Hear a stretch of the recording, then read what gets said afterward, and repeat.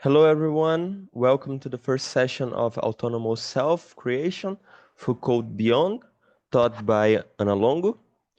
Neoliberalism is facing a deep crisis. Everyone seems to agree that it is the cause of a wide range of current issues, from growing economic inequalities and increasing indebtedness to the erosion of interpersonal relationships, climate change, and more. It is hard to tell if this turbulence is a catalyst for further advancing neoliberal reforms or if we should anticipate a significant transformation. Nonetheless, before offering a response, it is important to comprehend the nature of neoliberalism, as there is a lack of consensus regarding its definition. In his lectures of the birth of biopolitics at Collège de France, Foucault suggests that neoliberalism is a mode of governance based on market dominance, individual competition, and the generalization of the enterprise form to all of society. Rather than relying exclusively on discipline, neoliberal governance aims to produce self-disciplined subjects who identify their freedom with the imperative to accomplish themselves by enhancing productivity and economic growth. Accordingly, the individual is called upon to be an entrepreneur of the self and to manage their life as if operating within a logic of profits, earnings, and efficiency, thus experiencing their own existence as human capital. Against this conception, Foucault invited us to struggle for autonomous self creation throughout the care of the self. This seminar will discuss the current state of neoliberalism and its logic by way of Foucaultian analysis. How do we distinguish these virtuous practices Foucault addresses from the techniques of self-empowerment and self-realization that are continuously marked by the present-day industry of self-merchandising? If we are experiencing a crisis of neoliberal governmentality, how can we ensure that we are also producing alternative forms of subjectivity instead of inadvertently contributing to a new strategy for the valorization of human capital? Anna is with you. Thank you very much. Welcome everybody to this first section of this seminar about Foucault and neoliberalism. Since there is a recording and this session will be public, we will make the personal introductions later at the end of the section. So I will ask you to introduce yourself. I'm really interested in who you are, what are your interests and everything, but we will do this at the end. So we just jump in this problem. So as you can see, I uploaded the readings in a shared folder. So we are going to follow the order of the readings. So we are trying to read the first three readings for today. So I will try to make a sort of summary of these readings, try to underline the most important points, and also to comment on them, just to go a little bit beyond them. But what I'm interested in this first section is to explain Foucault's methodology, which is a very particular kind of methodology, and also to introduce some of the most important concepts. So in order to be able to read the lectures on neoliberalism next week. We will have to make this kind of introduction just to understand Foucault's methodology, his objectives, where it comes from, and this kind of to define the concept, the notion that he is using.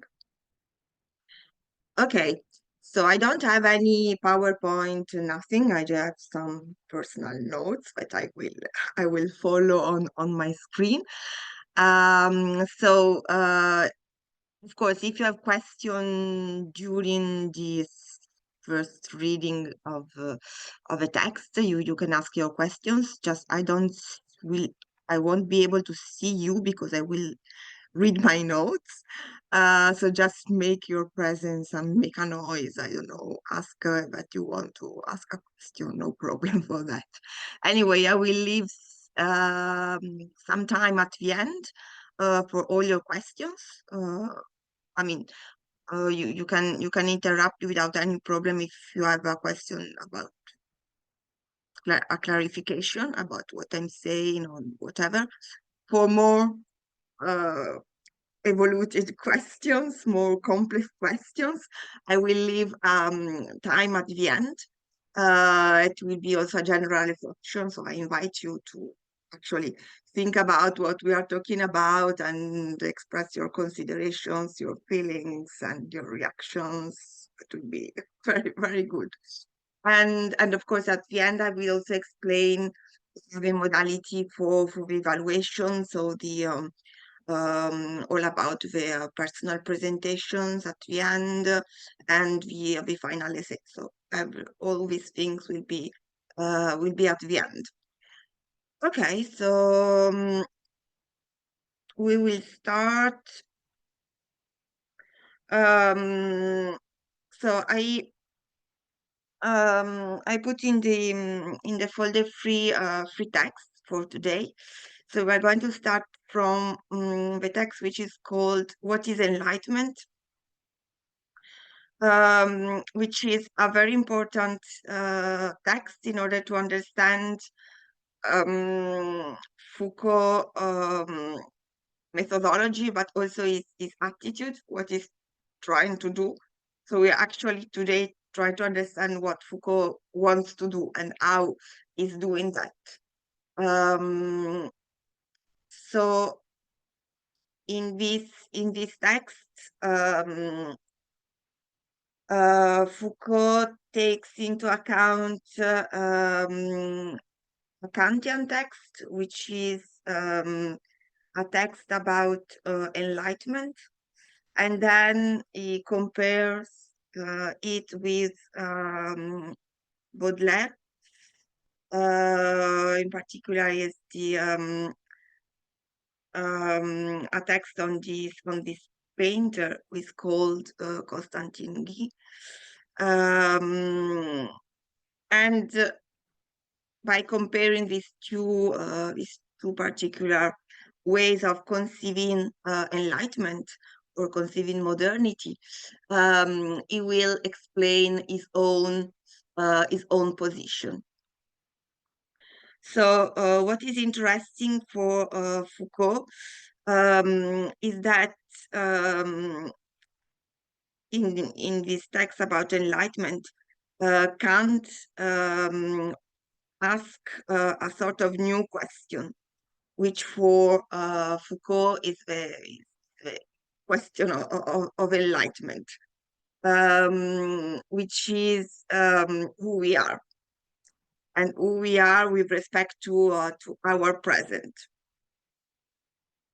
So he thinks that this philosophical question is a new question, and it's a relevant question.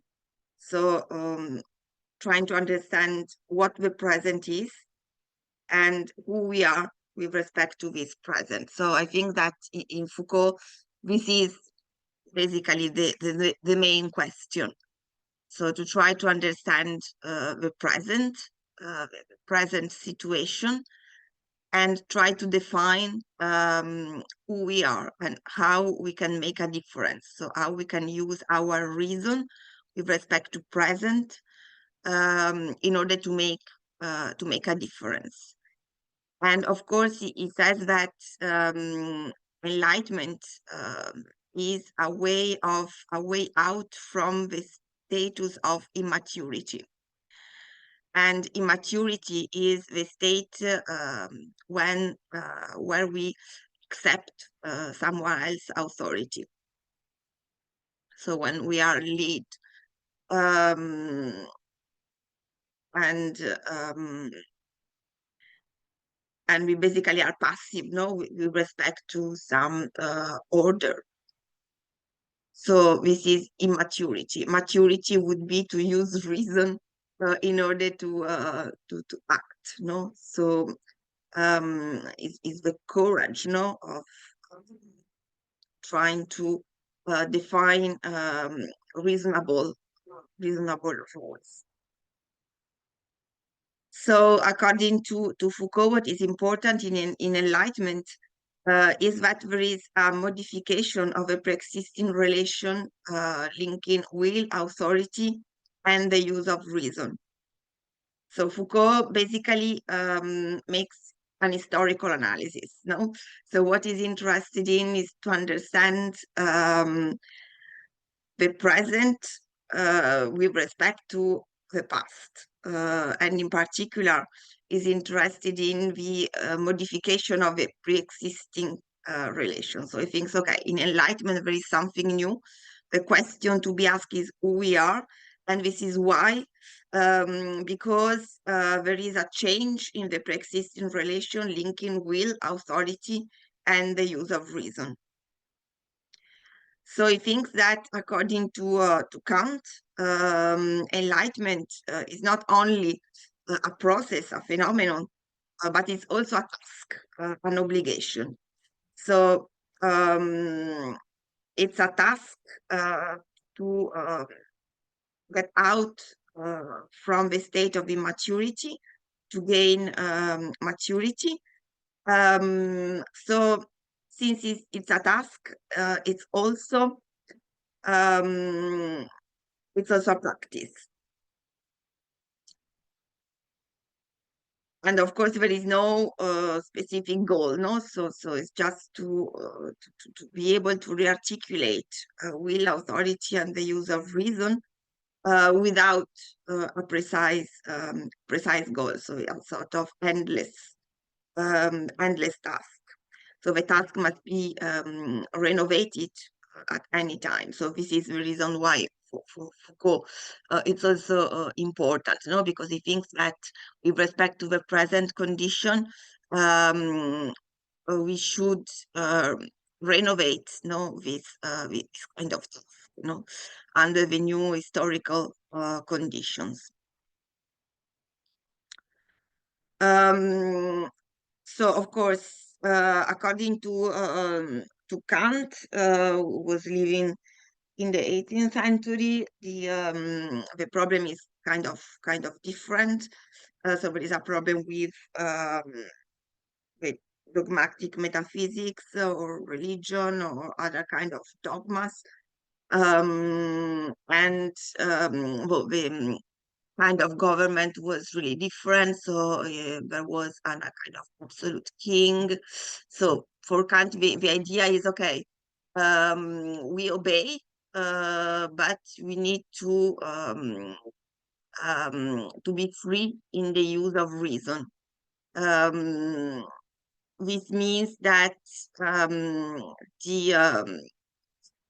the king should impose rules or laws which are in agreement with the demand of reason. So if the laws are reasonable, people has no problem to follow them. So this is a kind of pact that he asked to the king, to the emperor. Of course, Kant is not completely satisfied. Foucault is not completely satisfied with this solution, because we are in another kind of present, no? Anyway, from Kant, what is interesting for Foucault is that this idea that enlightenment, modernity, is a task. Is an ethical task, is a kind of practice.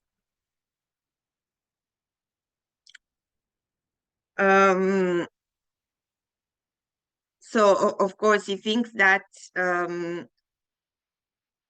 this Kantian view, it's now a sort of political problem, no? So to what extent do we have to obey to the norms when, for example, they are not in agreement with reason? So this is also the political problem, no, which is emerging in the West at that time.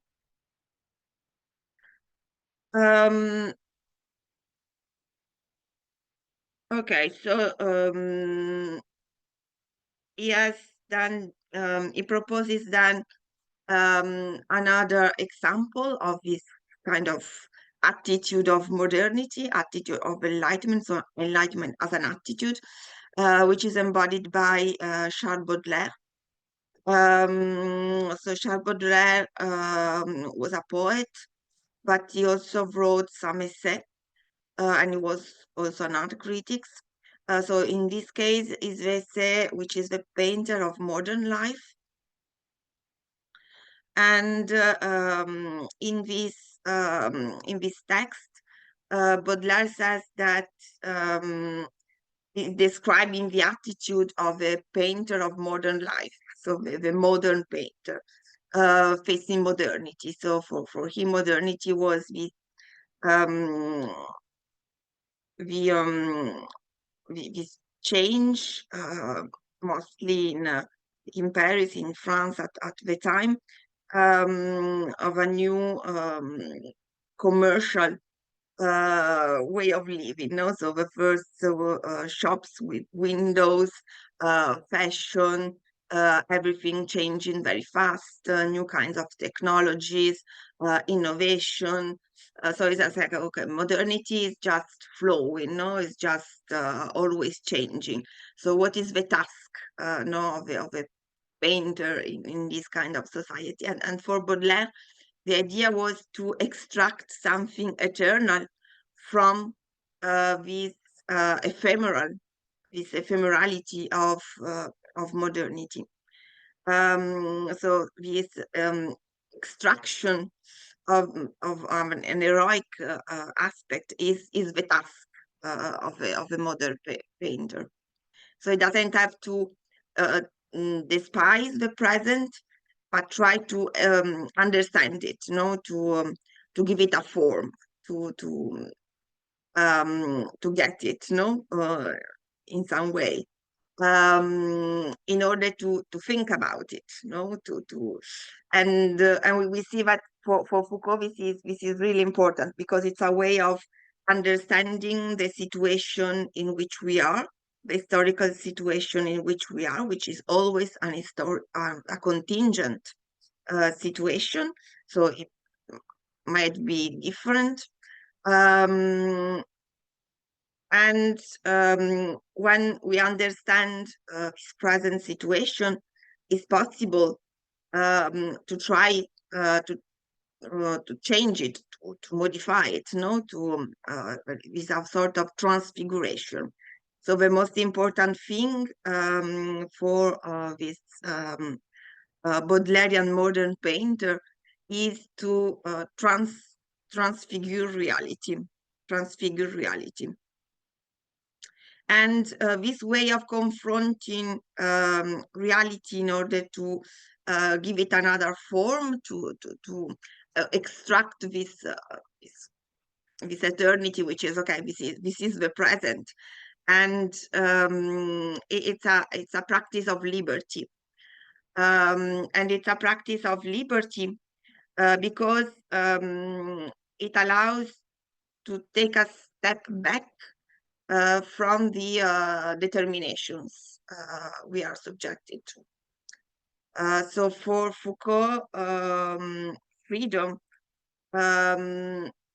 is always it's the possibility of understanding the present as an historical moment, as a contingent historical moment, which in some way produces us. So we are products of our present, of our history. But freedom is the possibility of suspending this for a little while, so to observe it, to seize it, and to try to understand what we can do. What we can do, which is not determined by the rules we are following in our everyday life. No, this is the condition basically of freedom, and this is the reason why he makes all his historical analysis. No, it's to really provide the condition for this freedom, so to understand the present, to objectify the present, all the determinations which go with the present, so how we are constructed as subjects, and how we can, as subjects of freedom, as free subjects, to try to challenge determinations and these rules. So the Baudelairean modernity is an exercise in which what is real is confronted with the practice of a liberty that respects this present, but it also violates it, you know. But there is also another aspect which is really important in Baudelaire, according to Foucault, which is the relationship that one must establish with oneself. So the painter of modern life is also creating himself. So this attitude is an attitude of take oneself as an object of a complex and difficult elaboration. And this is now this doctrine of Dandism at the time of Baudelaire. So it's a practice of understanding how we are constructed as subjects in a specific historical moment, and how we can transform ourselves freely. No, so the freedom is okay. I can. There is the possibility of transforming my own subjectivity, which is not looking for one's own authentic identity, which does not exist, but it's a way of making an experiment in our kind of conduct with respect to oneself and with respect to the others. So this dandy is the man who tries to invent himself.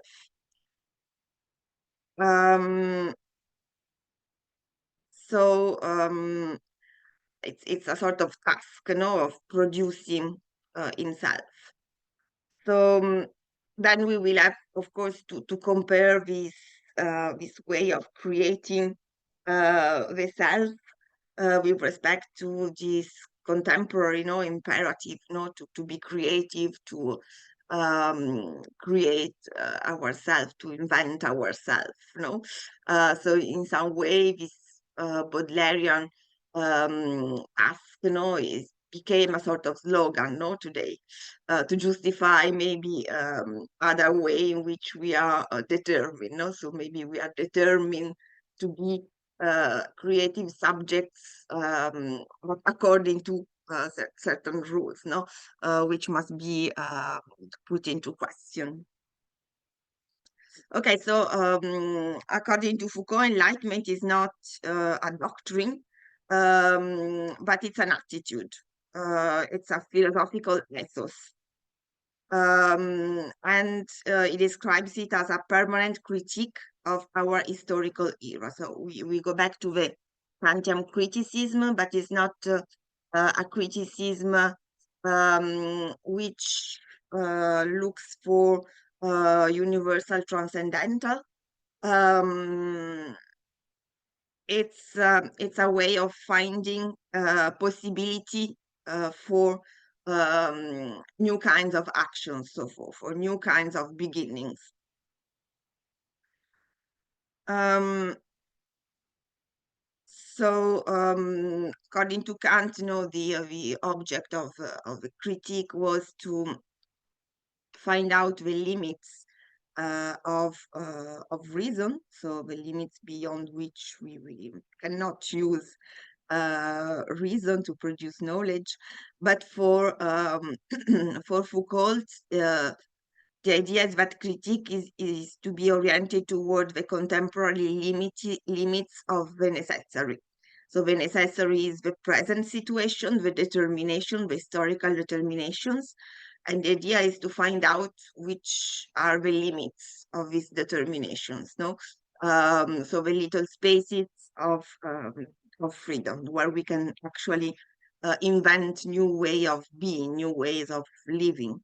Um, New ways of living with oneself, so to create oneself, but also no with the others. So it's a critique and a permanent creation of ourself in our autonomy. So the philosophical ethos may be characterized as a limit attitude. And so Foucault is actually embracing this, no, in his own philosophy. So also his way of making philosophy, of doing philosophy, is to put into practice this critique as a limit attitude, no? So to try to understand what is the present and to try to construct, himself freely in thought, so to understand which are the limits that can be crossed. And of course, not all the limits can be crossed altogether. It's a matter of practice. It's a matter of experimenting. And this experimentation is what Foucault called ethics, which is an ethics which is really close to the Spinozian way of conceiving ethics. So the idea is to recognize ourselves as subjects of what we are doing, thinking, or saying. So to recognize ourselves as subject of what we are doing, thinking, or saying means that we are not just determined to do things, or to think, or determined to say things in specific ways, but we are actually assuming, no? So we're not just following rules, but we are putting rules, no, into question. In this way, we are really subjects, no, of the rules which we are following.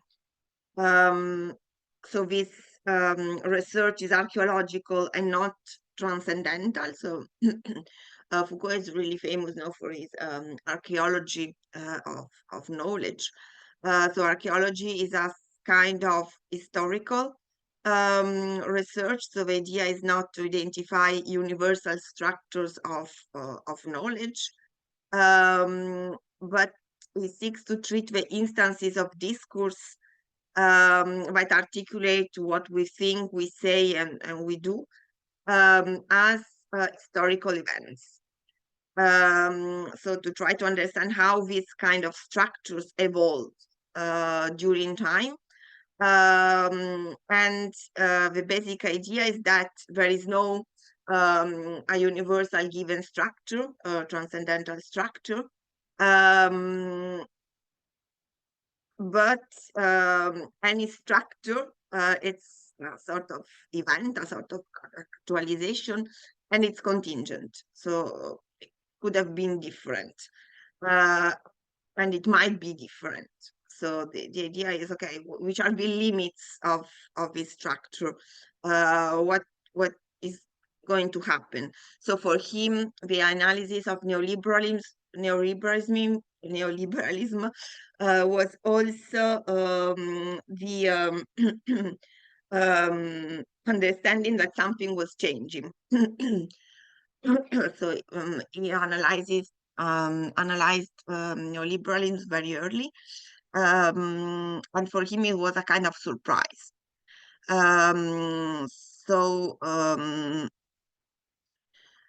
a sort of historical event. So he analyzed disciplinary societies a lot. For instance, he made this famous analysis of biopolitics, no? So other historical way of determining what we think, what we do, and what we say. And he suddenly understood that something were changing a lot with neoliberalism. So I mean, he didn't conclude his research.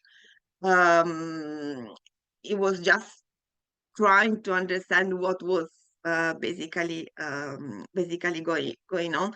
Also because all his philosophy was challenged, no, in some way by the rising of neoliberalism. Anyway, we will see all the things about neoliberalism next week. So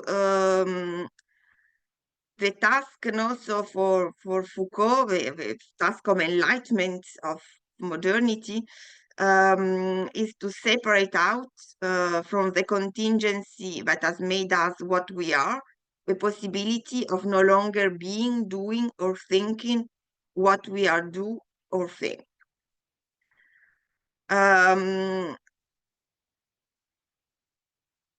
So to find out new possibility. Of course, all the analysis of Foucault were a little bit challenged more by the rising of neoliberalism, no, because it was a new way of governing, a new articulation of power and reason.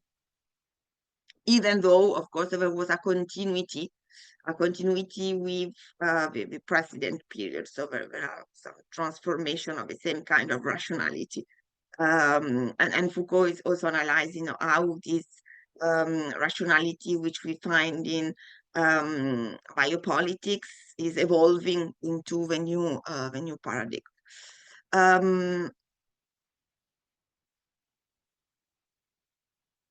Okay, also, what is important is that for him, we do not have to make kind of ideological programs. Um, so we have to escape from the system of contemporary reality so as to produce the overall programs of another society. He says, okay, no, this is not the point, because we cannot create new kind of rules. We just have to make this kind of practice without a specific program. So it's more for the little changes, no, and to see how this little changing makes society to evolve little by little, and then the analysis um, um, must begin again, given the new situation. And so this possibility also of renewing the critique, renewing the attitude, renewing the task or the experiment is an expression of freedom. So the human freedom is basically this possibility of reinventing practice, and the conditions of freedom is that we are able to reinvent the practice at any time. So it's not to find the best possible form, and it must be stuck there forever. But the conditions for freedom are this possibility of putting the present into question, and to try to transform it at any time. So it's not for the end of history, no. The history will end with the best possible system, is that there is no ending, no, for history. So freedom is the fact that there is an history and there is no end to this history. When a history ends, there is no more freedom. So there are no more the conditions for freedom. So the end of history is the moment at which there are no more conditions for freedom. Um,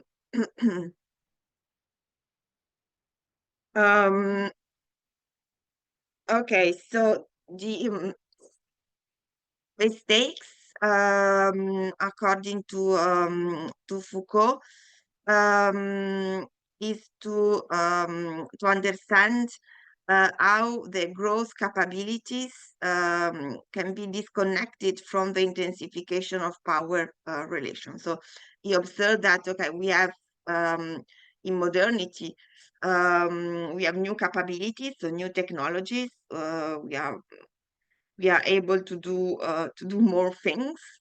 So our power in some way increased. But what we see also is that together with this increase in power, in capacity, there is also an increase in techniques for control, no, for surveillance, for exerting power as domination. So the idea is, okay, how this growth in capabilities, so this increase in power, can be disconnected from the intensification of power relation intended as dominating relationships. And of course, this is also relevant, for today. For example, all the issue now of artificial intelligence. Now, how can we disconnect with this power, which is artificial intelligence, this technology, which allows us to do a lot of things, to invent a lot about ourselves, about our society, about our world, but while avoiding to transform it in a tool for control. And so for determine people behavior, what we think, what we do, and what we are.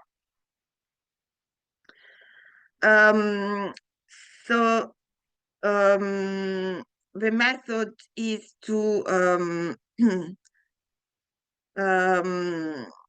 to have a point of view of practices, so to conceive, to analyze the practices, the way of doing things, and this is kind of a method, no, that is applied everywhere for all is kind of objects, no, analyzing practices. So analyzing practices and also analyzing the possibility of transforming these practices, no? So the possibility of freedom. So how much freedom do we have with respect to these practices? Which are the limits, no, of these technologies? And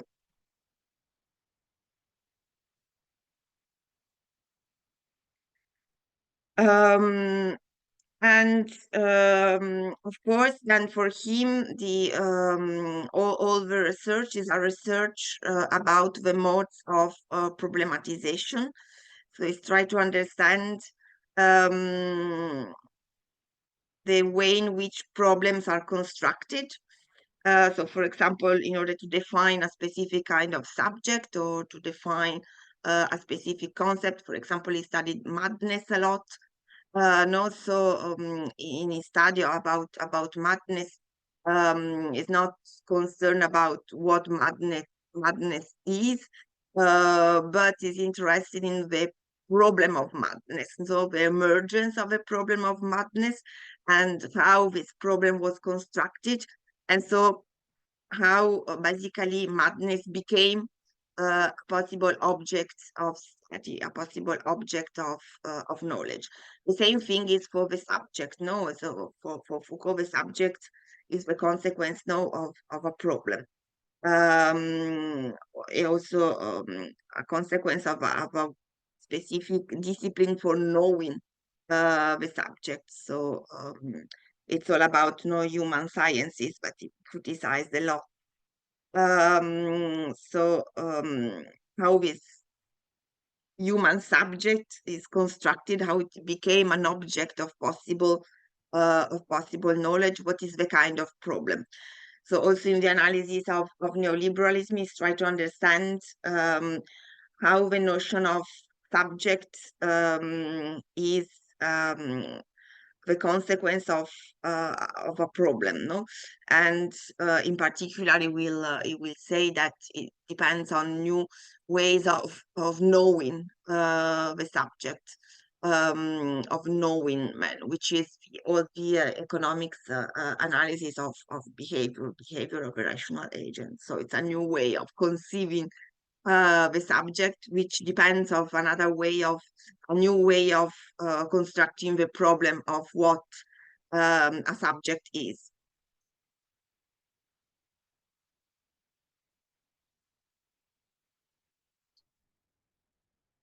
So this critical ontology of ourselves, so what we are, what we can be, must be conceived as an attitude, no, as an ethos, as a philosophical life. And so this is what Foucault is basically doing. So it's a kind of a critical ontology, of ourself, of himself, starting from, of course, himself. And this is no the task.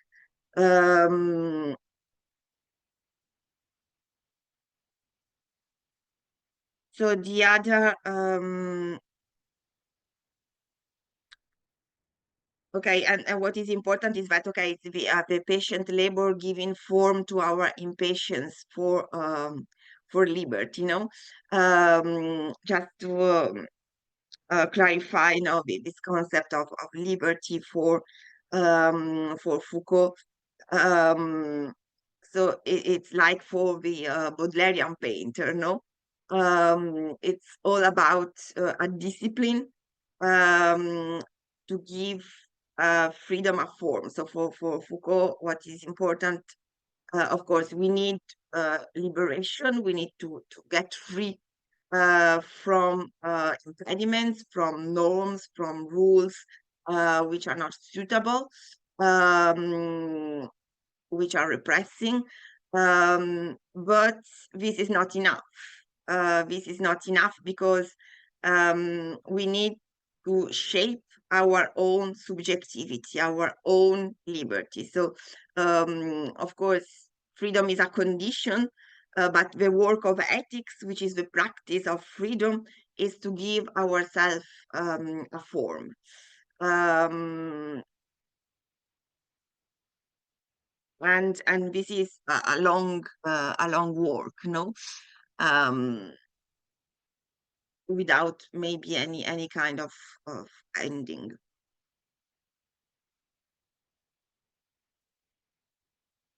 Then the second reading, it's the subject and power, which is a very important text because we can understand the Foucauldian notion of power, which is a central concept, and it's also a kind of complex one. Basically because it's not conceiving power as an object, as something existing, but it's considering power as a relation. So any kind of relation is a power relation, basically. So power is not negative in itself. Even though we consider always power as something which is negative. According to Foucault, there are ways in which power is negative, but it's not negative in itself. So basically, the possibility of exerting power is freedom in itself. So there is no power without freedom. But we will have to understand, this position, which is not evident, in itself. Um, so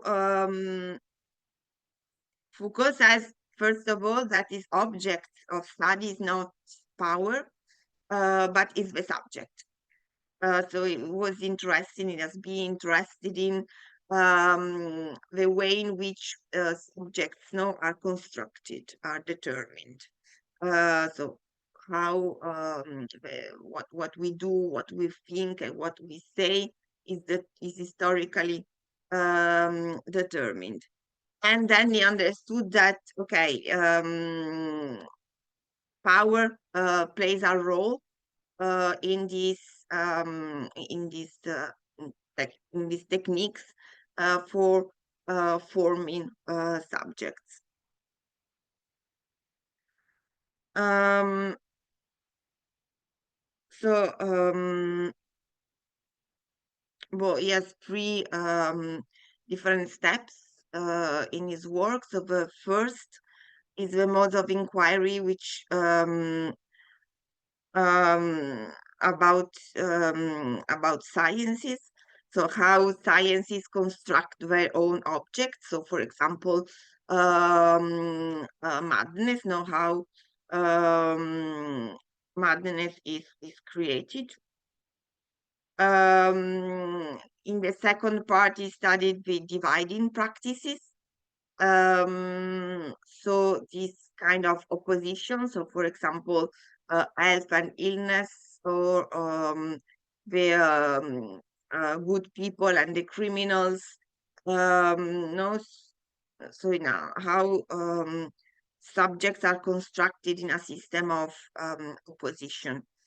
And he says, okay, at the end of my work, so in the present phase of his work, so the last one, is interested in the technique for turning oneself into a subject.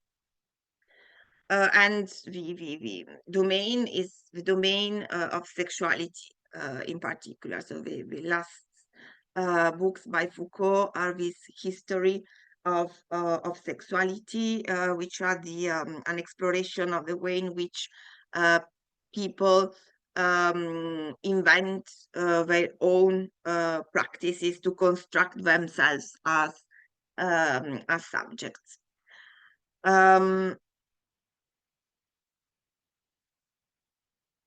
And all these three fields concerns also power relationships in a very complex and differentiated way.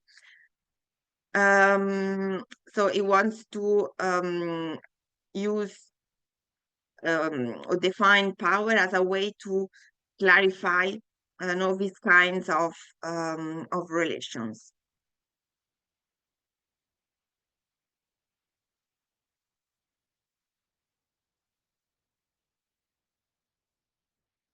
Um, so in order to understand this kind of power relations, he thinks that it's important to analyze the acts of resistance against power.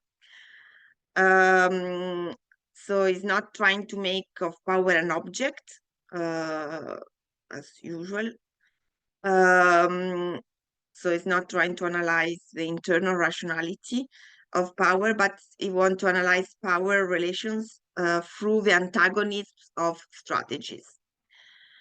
So what actually people are doing, their practices, their strategies, when not necessarily one against the other, but to understand this play in relationships. So it says, okay, any kind of relation is, to a certain extent, a relation of power.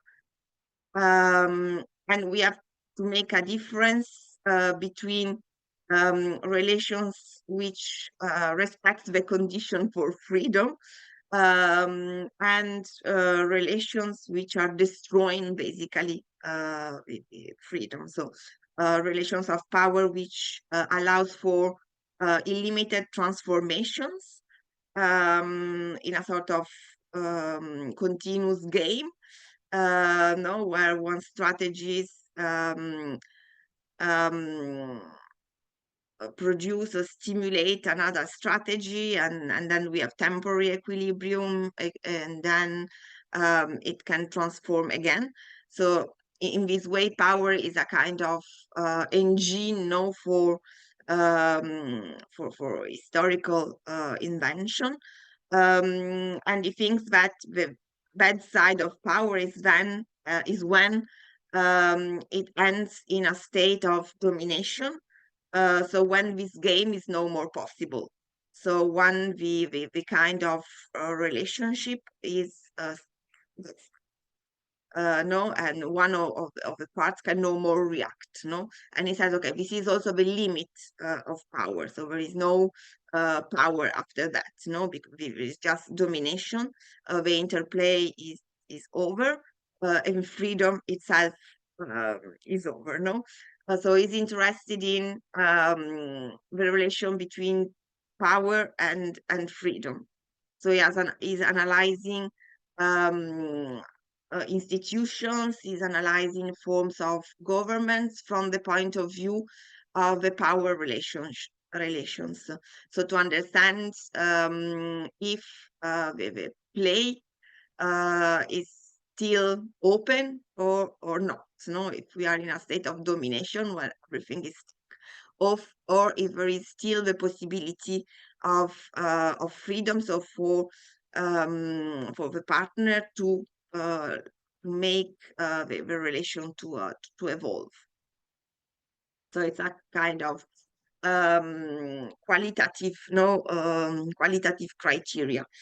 And also we have to underline that Foucault is really inspired by Nietzsche, or maybe a particular reading of Nietzsche. We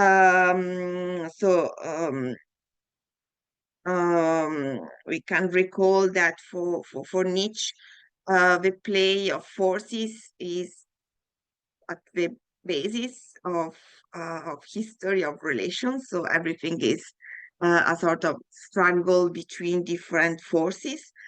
And the criteria no is to the criteria for judging is not okay, power is bad and violence is bad, this is bad and this is good.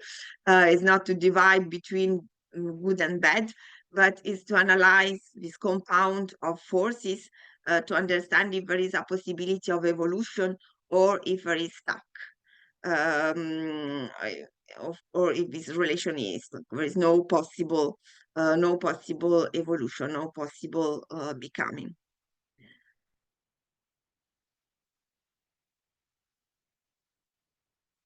So Foucault thinks that in order to understand our present and then what is um, power relations in our present, it's important to analyze the struggle. So it's always this point of view of the practices. So try to understand what people who are struggling are doing, basically. So this is also to understand, which are the limits of power. And he says, okay, in order to understand this kind of present situation, we can analyze the peculiar struggles. And he says that the struggles that characterize our time are the opposition to the power of man over woman, of parents over children, of psychiatry over mentally ill, of medicine over population, of administration over ways people live. just few examples, so we can make new examples for today's struggles. But I think that the characters of the struggles, also the more contemporary one, are kind of the same. So they are transversal struggles. So they are not limited to one country. The aim of this struggle is the power effects as such. So the critique is a critique of the control which is exerted on people's bodies, on people's mind. These are immediate struggles because people criticize the instances of power which are the closest to them. So they are criticizing the actions of category of individuals, and I don't look for the chief enemy. So it's not the system in itself, it's not the king. So he says, okay, maybe they can be defined as anarchistic struggles. But he says, okay, these are not the most original or most important points. He thinks that there are points which are more important or more specific. So these are struggles which question the status of the individual. So they assert the right to be different. And they also attack everything which separates the individual from others. And another point is that they are an opposition to the effects of power, which are linked with knowledge, competence, and qualification. So it's against the way in which people are defined by specific kind of dominant knowledge. And finally, all these present struggles revolve around the question who we are. So, and it's the refusal of abstraction. So this kind of abstract roles, social roles of identity. And so it's a refusal of the scientific of administrative inquisition, which determines who one is. And of course, all this is today maybe more complicated by the new algorithmic technologies, who really are defining who we are with a specific kind of knowledge, a specific kind of science. So we could maybe update these ideas to the present, conceiving also the new technologies, the new capacities. Anyway, all these struggles do not attack an institution of power, a group, or an elite. So it's no more a class struggle in the Marxian sense, but they are attacking a technique or a form of power. So for Foucault, the idea is, what is this form of power? What is this technique these struggles are against? And he says, okay, it's a form of power which makes individual subjects. So, and it's a new kind of power, according to Foucault. Previous kind of power were not interested in constructing individual subjects. They were more interested in domination. So there was this absolute power of the king, and people were no individual subjects. It was not important for power to define individually who people are. So it says, okay, it's a new way it's a new technique which is based on a new kind of rationality, in a new kind of practice, and he thinks that that it's against an individualizing and totalizing form of power. And this new individualizing and totalizing form of power, according to Foucault, is coming from what he called pastoral power. So it's a sort of update or a transformation of a Christian pastoral power. So this pastoral power was at the aim to assure the individual salvation in the next world.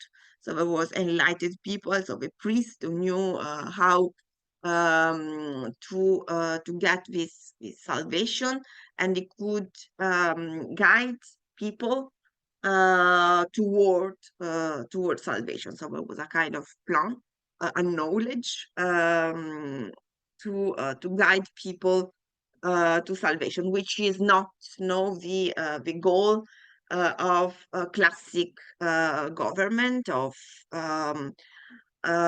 classic form of power. So the idea was not to bring people to salvation. And so this is one of the novelty, of the pastoral power. And another characteristic of a pastoral power is not a form of power which commands. So it is different from the royal power, which demands a sacrifice from its subjects to save the throne. It's more like the pastor with sheep. No, they have to guide them to safety, to salvation. And one of the most important characteristics is that it's a form of power which does not look after just the whole community, but each individual in particular during his entire life. So it's a way of following the development of the individual, what they do, what they think, what are their needs, and try to guide them to make them fulfilled, to guide them to salvation, to a good life.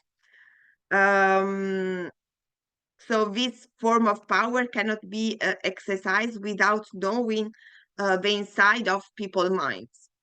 So without exploring their soul. So it's all the mechanism of confession, for example, in Christianity, that Foucault analyzes. So it's really important for the pastoral power to know people individually, to ask what are their needs, what are their problems, to have a whole confession about their thoughts, their tendencies, their desire, etc. And we see that some aspects of this pastoral power are still there today, where basically we are known individually very well, and there are techniques for directing, guiding our behavior. So according to Foucault, this is a kind of transformation, evolution of this Christian form of pastoral power. And it's a kind of individualizing power. So it says, okay, the novelty, is that there is an emergence of this new form of individualizing power.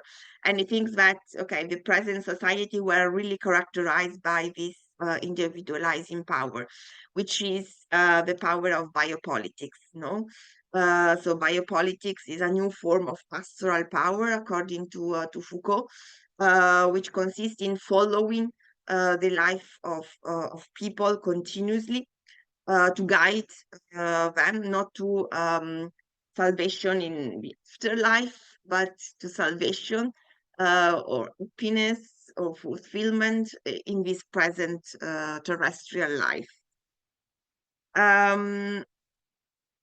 Okay, so there are not today this kind of difference. So salvation takes different meanings. For example, health, well-being, security, protection, etc.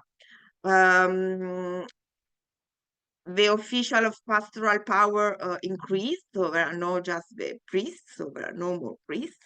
But there are different kind of institutions. So, for example, the schools, the hospitals, but also the also families and the state apparatus. It says what the most important thing is that the state apparatus is taking on this pastoral power. And before, of course, in Christianity, there was an opposition. No? So there was the state apparatus, which was not characterized by a pastoral power. And then there were this Christian way of administrating power. And it says, okay, today is the state who is assuming this kind of pastoral power, creating sort of very complex apparatus in order to follow individuals during their life. And it says, okay, the most important tool is the police. So it's really interesting, in the emergence of the police, which is not the cops, but police, which is a very specific institution, which was charged with the knowledge of people. So trying to understand the needs of people, which are the problems, and try to find a solution in order to guarantee the health, well-being, the security, and the protection of people. People which are conceived now as population. So they correlate now this form of knowledge is an object of knowledge, which is population. So it's the first time when we talk about population. Population is the ensemble of living beings. No, population is a living entities in an environment with specific kinds of relations and a specific knowledge, about it. So we can study the conditions for the growth of a population, for example, or how to make a population stronger, etc. So there is this development of a knowledge of men, and a globalizing one concerning the effect of population, the statistical effects on population, but also an analytical one concerning the individual. And it says, okay, this is something new, characterized the paradigm of biopolitics. And of course, all this view was challenged by neoliberalism, where there is maybe no more biopolitics as such, since there are no more global or universal programs for improving people's lives. So there is no more assistance, for example, sanity assistance, or public welfare programs. So that challenge a lot this idea of biopolitics for Foucault. And it could be seen as, okay, this disciplinary system is over. So we are more free. But it can also be seen as an evolution of the rationality of governmentality. So we are maybe controlled, surveilled in a different way, no by a power which is exercised on bodies, but maybe on minds, or in another way. Anyway, in this text, Foucault is still thinking that we are in biopolitical system, that biopolitics is our present, and of course the question raised about neoliberalism raised after, so it was in a really big crisis. And also, I mean, which reminds us of the reflections on Foucault, no, on reflections by Deleuze about Foucault, where Deleuze says, okay, Foucault described the disciplinary societies, but then he saw that something else was emerging, no? That Deleuze called control society, which is the new paradigm which was emerging after this. This does not mean that the pastoral power stopped, because we are still in a situation of power, which is a power of individualization and also of totalization, but it's applied in a different way, you know, through different techniques or tactics. Anyway, with respect to this situation, no, with respect to the paradigm of biopower, the target today is not to discover what we are, but to refuse what we are. So to discover what we are is basically the kind of knowledge which allows biopower to consist, to exist. So it's a knowledge about the biological beings that we are.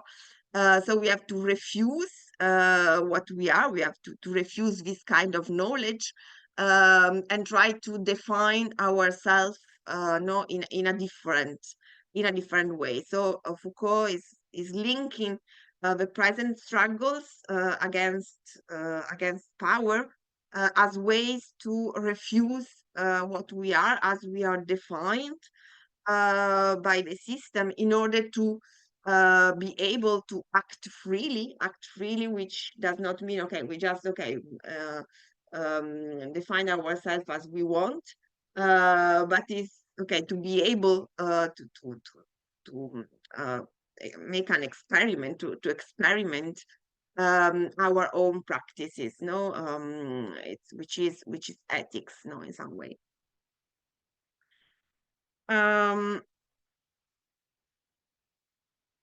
Okay, so the idea is to liberate the individual from the state, not to liberate the individual from the state and from the state's institutions, but to liberate us both from the state and from the type of individualization which is linked to the state.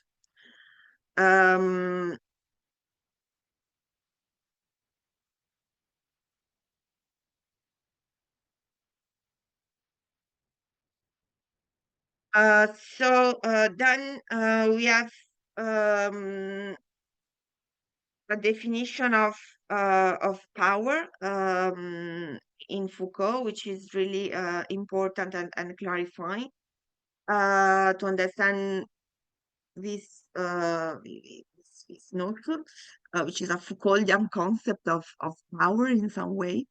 So this has kind of different ways of conceiving power. For example, power can be exerted over things, and it's the capacity, the ability to modify, to use, to consume or destroy objects.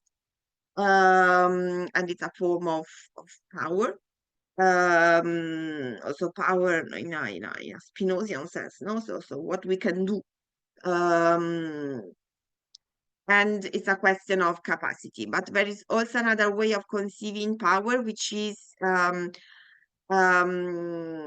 analyzing interpersonal relations. So power in relations between individuals or between groups.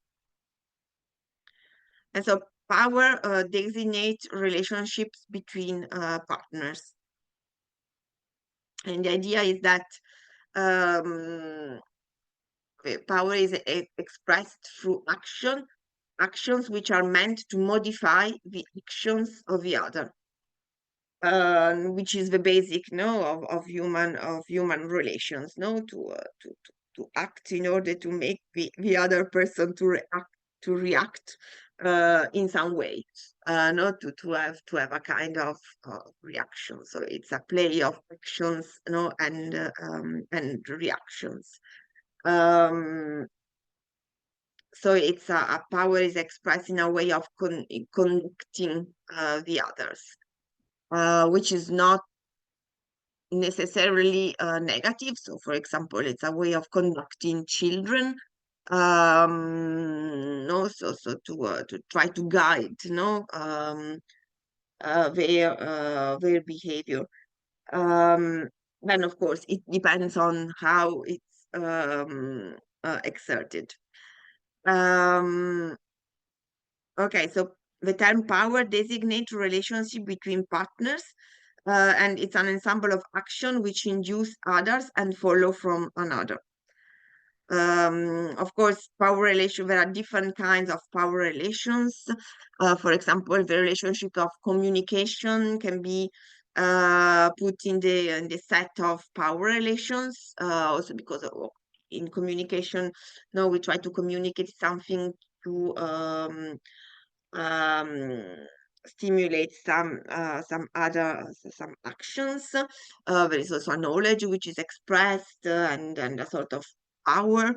So there are people who are more good in yeah, better in guiding other people through communication, in persuading or seducing by the use of language. So it's a kind of way of searching, no, power relation.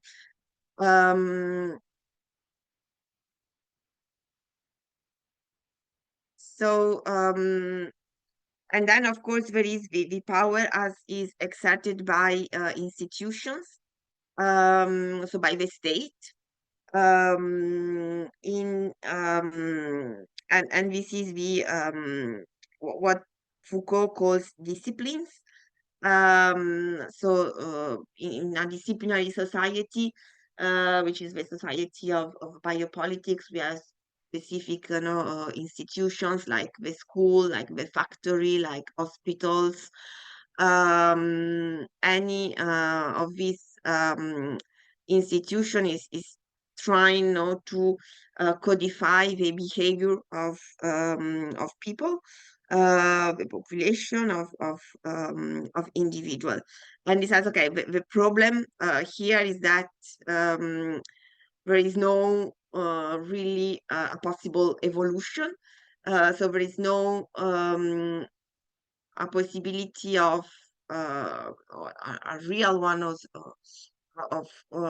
different responses. So there is a sort of strict determination of behavior, and the power of the students, for example, the power of the sick people, the power of prisoners in prison is really reduced, no, because they cannot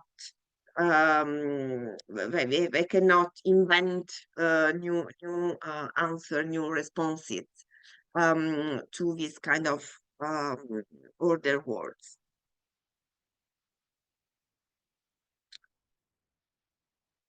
So power basically it's a way in which a certain action modify other action, and it in itself is not a renunciation of freedom, um, or a transfer of right. So because it makes this difference between the sovereign power. The sovereign power was the kind of power which characterized societies before disciplinary societies. So it's the society of the absolute king. So we have the Hobbes model. No, so we transfer our right, we transfer our power to the king. So the king has this absolute power, and we cannot. So since we transferred all this right and all this power, we are powerless. No, So this is the definition of a sovereign power, which is an absolute one. It says, okay, in this kind of institution is not working like that. We are not transferring our power, but we are conducted in some way, or there are techniques for conducting people, which does not let um, a lot of possibilities for reacting in different ways. No, so of course it's a power which is exerted on free people, not on slaves or completely subjugated people, but are techniques for molding subjects, for creating subjects. Which is kind of different. And of course, then it changed, no, again with neoliberalism, where the power of the state is reduced. We will talk about this later. So a relationship of power is a mode of action which does not act directly and immediately on others. It acts upon their actions. So we cannot say that the sovereign power is a real power relation, because it's the limit of power relation, meaning that, okay, it can decide everything, the other are subjugated, so they cannot react. So that's it. Um, no, it just stuck. Um, and he says, okay, in this kind of biopolitics, there is a power relation, because the government is acting on the actions of people. They are trying to transform their conception of themselves, their way of behaving.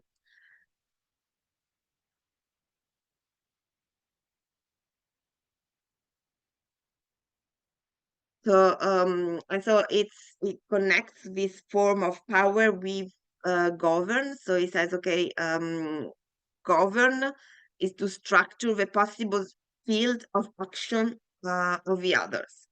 So in biopolitics or in disciplinary society, what the govern does is to structure the possible field of action of the citizens. And so power is exercised only over free subjects, and only insofar as they are free. Meaning that there is possibility of refusing, no, or a possibility of revolt, of not doing what we are supposed to do. And of course, there are different degrees, no, of freedom. However, freedom is the condition for the exercise of power. So this is also the difference between the good exercise of power and the bad exercise of power. So according to Foucault, the good exercise of power is a game of freedom.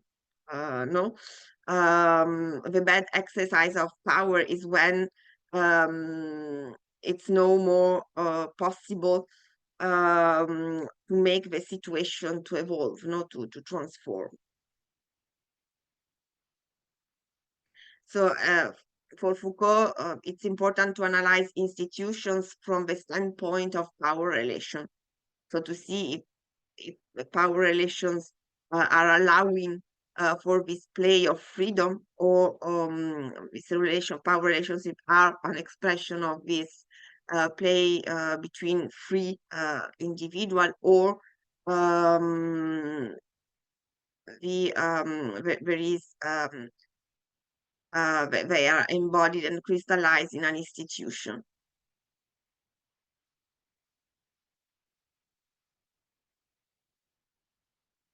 So it says, okay, we need to consider different aspects. We need to consider the system of differentiation.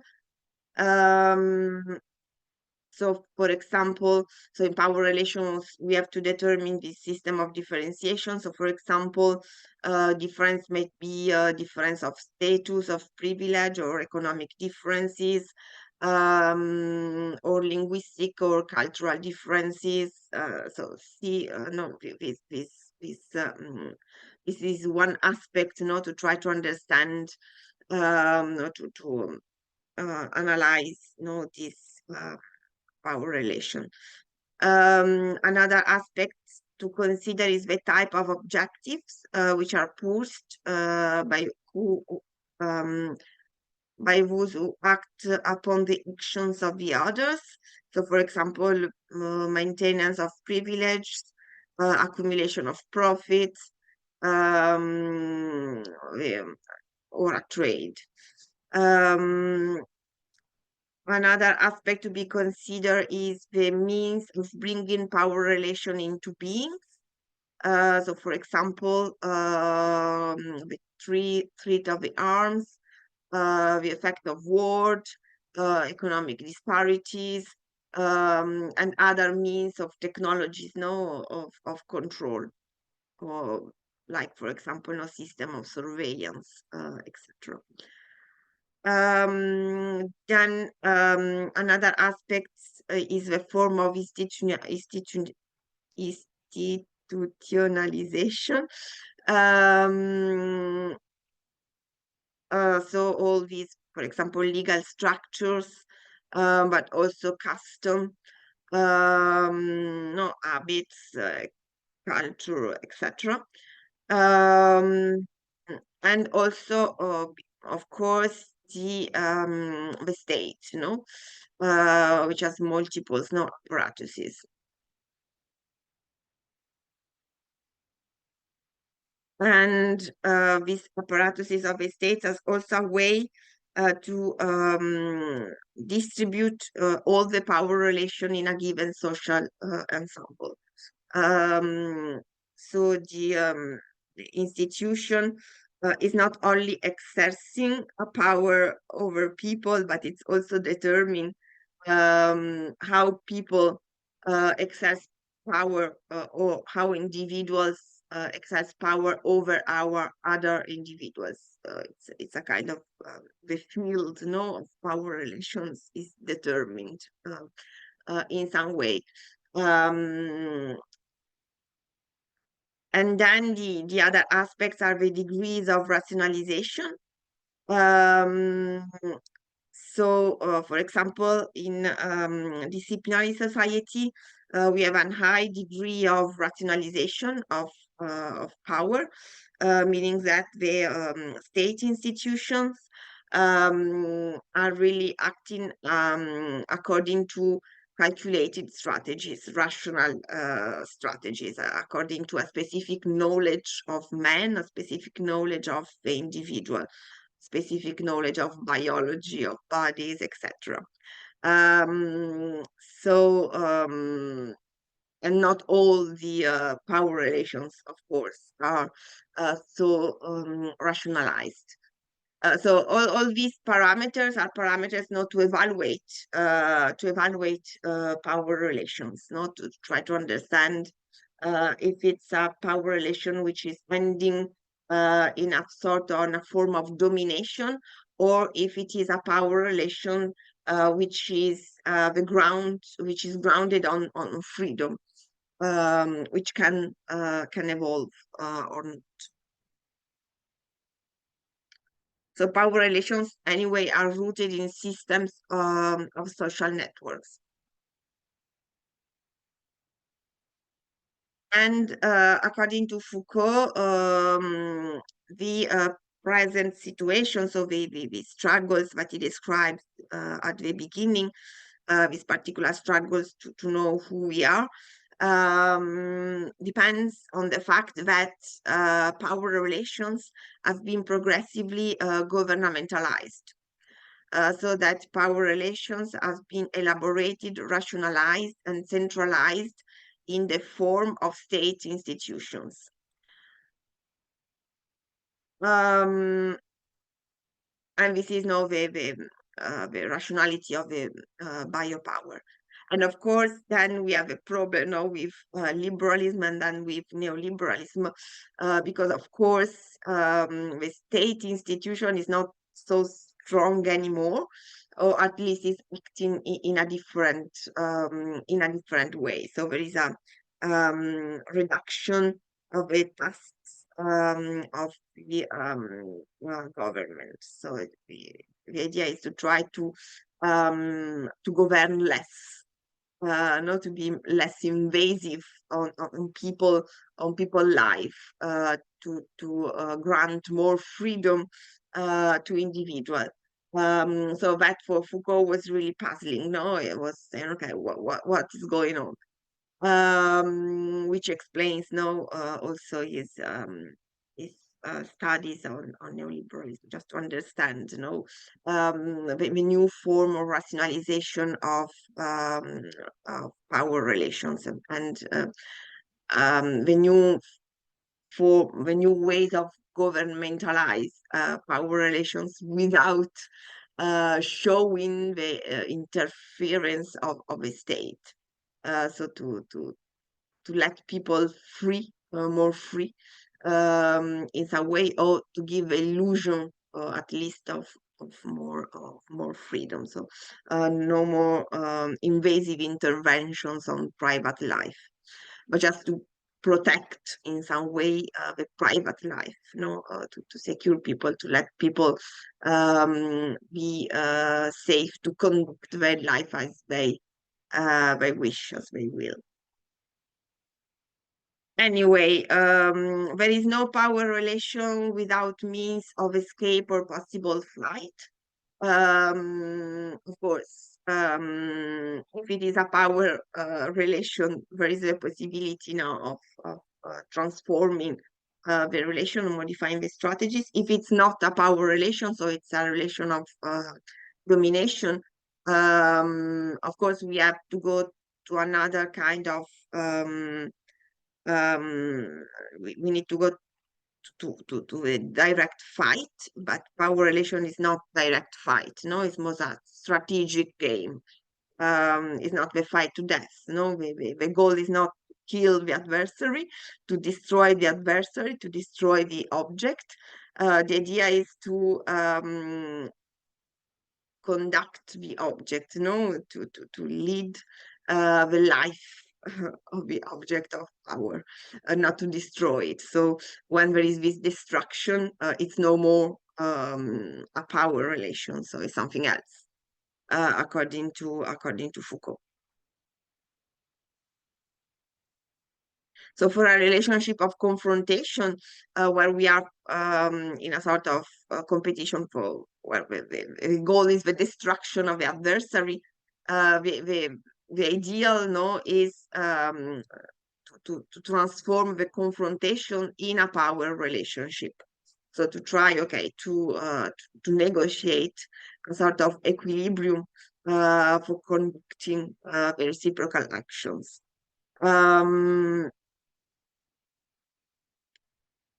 And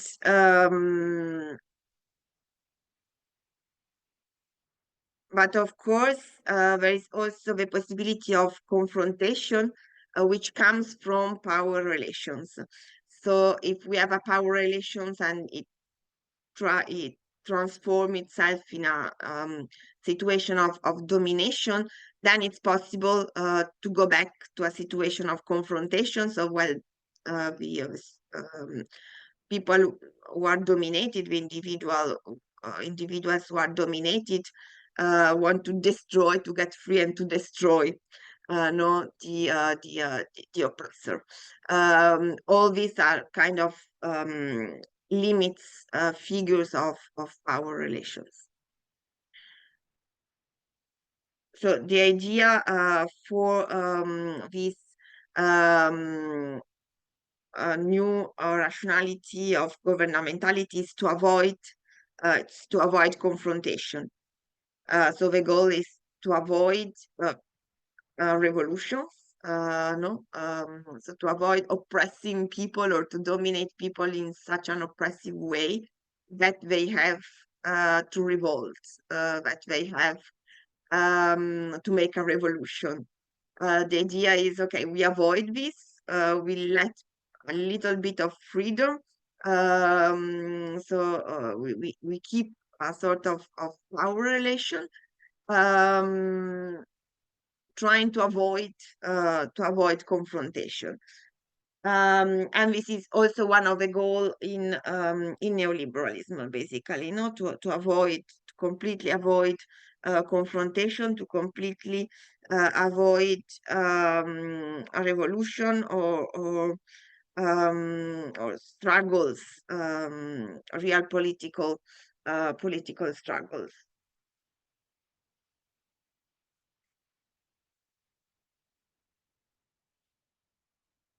Um, so this the domination of a group, a caste, or a class is very dangerous, no?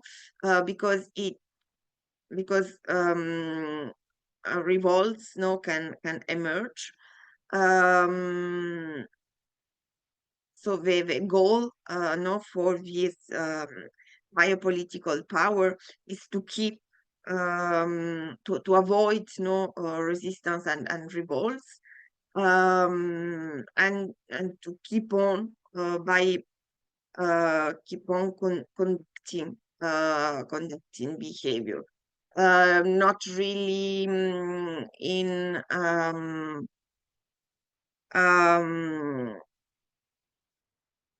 in a flexible way. Maybe it's more rigid, but anyway, to try to avoid no to avoid revolts. So to keep the power relation uh, in being. We see that for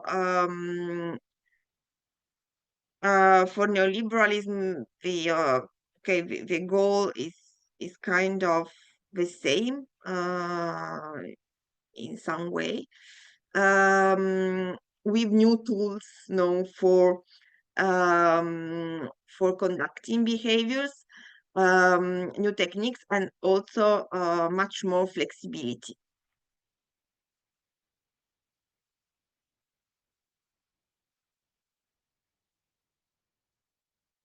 So then the last reading is the political technology of individuals, and it's useful to understand the previous steps in Foucault's reflections, since um, since it's describing basically this pastoral power, or this biopolitical power. So it's kind of analyzing this new rationality for conducting people life through knowledge of biological knowledge, and so conceiving the people are population. So this population is the correlate, of this new kind of knowledge. Um, and in this text is also analyzing the role of police. So we said police are not the cops, but it was a specific institution whose role was to know the population, so to analyze the individuals and also the ensemble of the population, to understand how to act in order to ensure the growth of the population, the health of the population. And the goal of government is the strength of the state in itself. So we have in this text a very important notion, which is the notion of raison d'etat. which is the rationality of a state, or state rationality. And Foucault says, okay, it's something new, because for the first time, the goal of a state is to ensure its own strength, and everything else is a mean, not to ensure the strength of a state itself.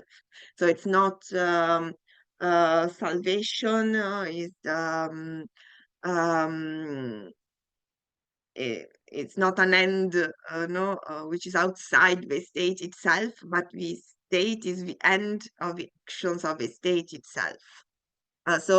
Population is just something which is necessary to ensure the survival of a state, survival of a state in a situation of international competition. So we are at the time of the rising of nation states, and the idea for nations is to protect themselves against the other, to ensure autonomy, sovereignty in our situation. So population is a way of ensuring the life of a state. Individuals are known as functional to ensure the security of a state, life of a state.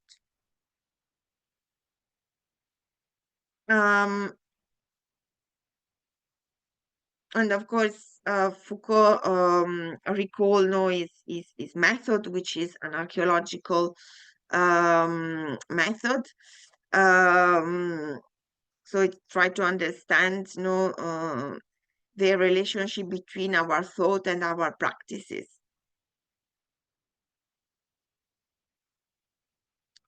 And the question is, how did we directly constitute our identity through certain ethical techniques of the self that developed through antiquity to down to now?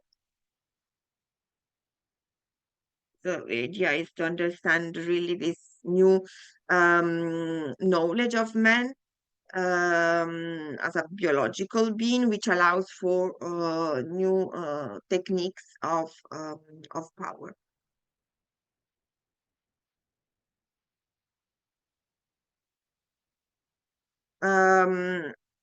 So under this idea of reason of state, the art of governing people is considered as rational.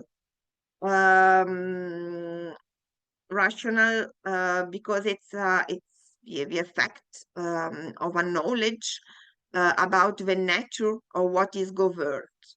So it's the consequence of scientific knowledge on the population and also of a state in itself. So it's important to know which is the strength, the weakness of a state, the strength, the weakness of the population, how to make the population stronger.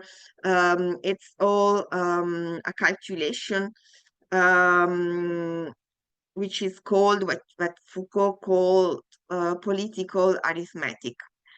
And is the knowledge implied by political competence, and is based on statistics, for example. So another interesting point is, okay, this is one of the main role of a state in a disciplinary society, so to know the population, to know the individual, to make statistics, etc. And we can also see that maybe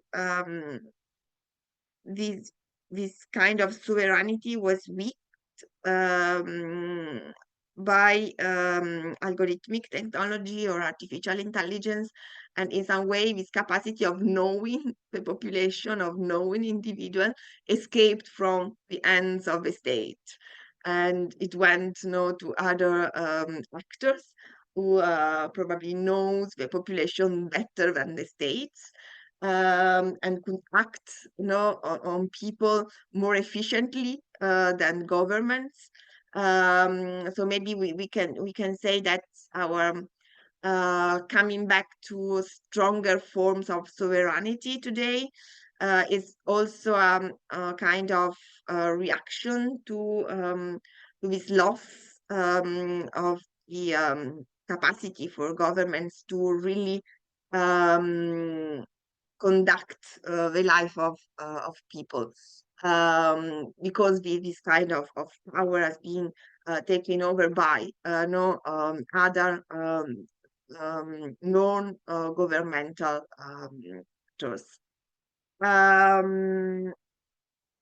Anyway, with a possible reflections. Um, okay, so in this text,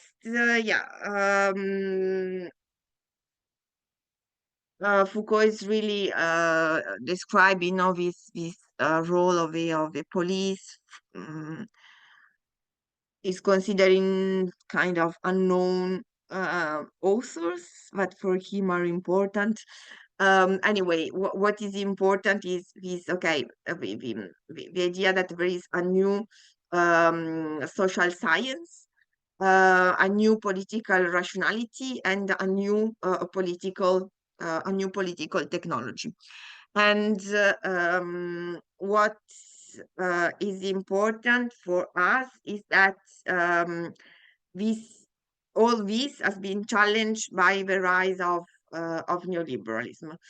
So also Foucault found himself in a sort of difficult situation, because he says, okay, I described the society of the present, but it's no more the society of the present, and so I have to describe the society of the present in order to find these strategies for freedom. So it was a big tribal or a real crisis, also for him. In some way, of course, there is a continuity, so we will see that in some way pastoral power is still there, so this kind of individualization of power is still there, but the kind of struggles that we have today are kind of the same, because they are still against form of subjectivation, against the form which are given, no, imposed to the subject through specific kinds of knowledge.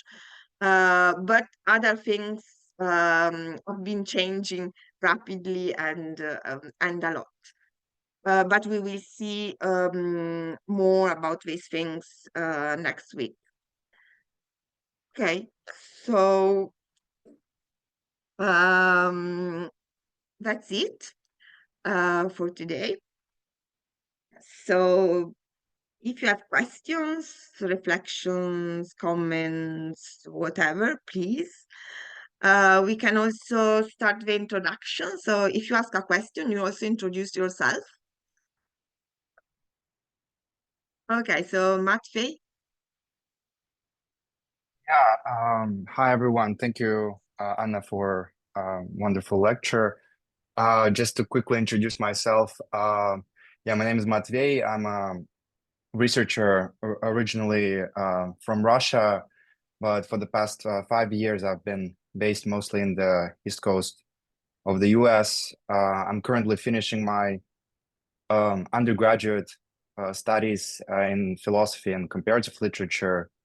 And in terms of my research field, I'm kind of looking at French and Soviet philosophy of the 20th century mostly, and currently working on the Alexander Kojev and his 1940, 1941 manuscripts.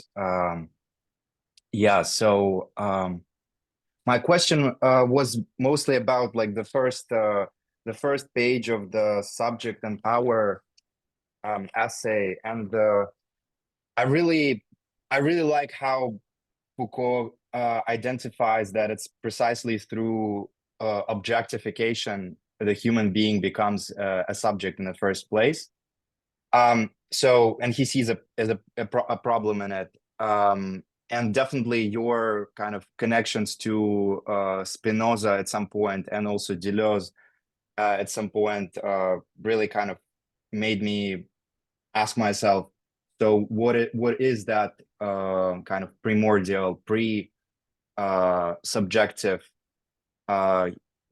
being of a human being, and definitely like the central notion of a power would look like a seemingly on the surface answer. But I wonder if for Foucault, what is that primordial being? What is that primordial kind of way of existence that kind of goes beyond the objectification into a subject? And whether it is also, as with Spinoza, this kind of like power, but in a much more kind of determinate way, but at the same time something that creates freedom. And again, Yeah. I didn't want to go into Deleuze too much because he kind of has his own interpretation of Spinoza, but yeah, just thoughts. Yeah, sure. No, it's a good question. No, the problem is that for Foucault there is no a real being previous to history. No, so what we know are the historical forms, and there is no way of speculating what is before the historical forms. No, so according to him, there are forms of subjectivities, and what he studies are these forms of subjectivities and their evolution, providing that anytime we try to define what is man, what is a human being, we are applying historical concepts or historical frameworks, or so it says, okay, it's dangerous not to try to define it, because we are imposing a kind of grids, and rather than conceiving it as a contingent way of constructing ourselves, we are conceiving it as the universal and absolute way to understand what a human being is, which also has a lot of problem. No? So what is a human being and what is not? No? So this is always now the problem anytime we define in some way which is the nature, no, of a human being.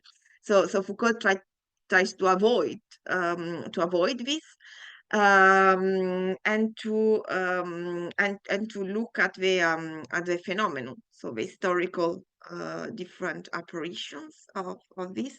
And of course, we can say there is a determinism in this, because we are all historically determined, and our relations are shaped no, by these kind of structures. So there is also a determinism of relations, if you want, or power relations. Um, the idea which is Spinozian is that power is also a way of enlarging the capacity, so to experiment new way of interacting with the others, of shaping relationships and shaping ourselves. So it's a knowledge of the self, because it's always talking of a knowledge of the self, but it's not a knowledge of the self like I know who I am, because there is something inside me which is my identity, which is hidden inside me. It's know yourself in a Spinozian way. So what are your capacities? And in order to know what are your capacities, you have to practice them, to exercise them. No, so you will know what the body can do only if you allow your body to experiment, to act. So this is the kind of knowledge of a self. It's a knowledge of what one can do, what one can become, but not what one is basically, at the core. Thank you. Lena, welcome. Hello. Yes, thank you very much, Anna, for the lecture. So to quickly introduce myself, I'm Lynn. I'm a composer initially. I'm also a text writer, and I'm very interested in the zones between critical theory and aesthetic expression. And Foucault has been one of my favorite authors for quite some time. And also from your lecture, I always find it very fascinating how optimistic he is in a lot of ways, because if we like pointing out that everything is cultural, or that everything can be rethought exactly because it has a certain material and symbolic expression, it gives, of course, a lot of potentialities for otherness and for a different future. And I always found a lot of kind of energy, also social and political energy in this. And my current question and remark is about the correlation between power and domination, because as I understand, power is something which both constitutes subjects in conditions of history, but it also what allows the subject to act inside of this constellation, so that it becomes kind of a field for the subject to act, and what actually forms the subject, but also what gives the subject the ability to change what they are.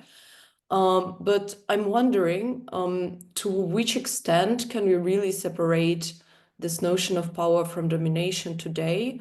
Because I mean, total destruction is not obviously the only way that domination functions, because the very idea of propaganda and of misinformation and so on, it's something which to a certain extent forms it's a form of subjectivity, and also the subjectivity which to a certain extent can give power in a system of relations, but at the same time it certainly does have dominating aspects, or aspects of attempting to dominate, because by promoting certain discourse it reduces the possibility of subject to act from other by other means, from other points.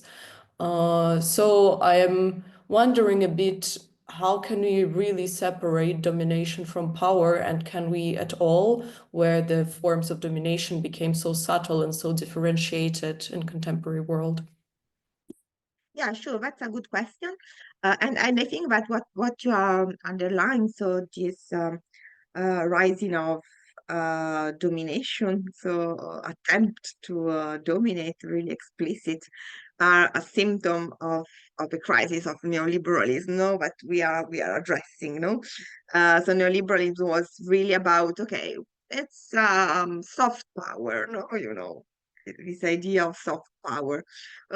We try to orient people behavior, people ideas, but without imposing nothing, without obliging people. No, we let people think that they are free to do what they want. We just put the frame of their choices, of their freedom, and they can act freely inside this kind of frame. And today, this idea is totally collapsing.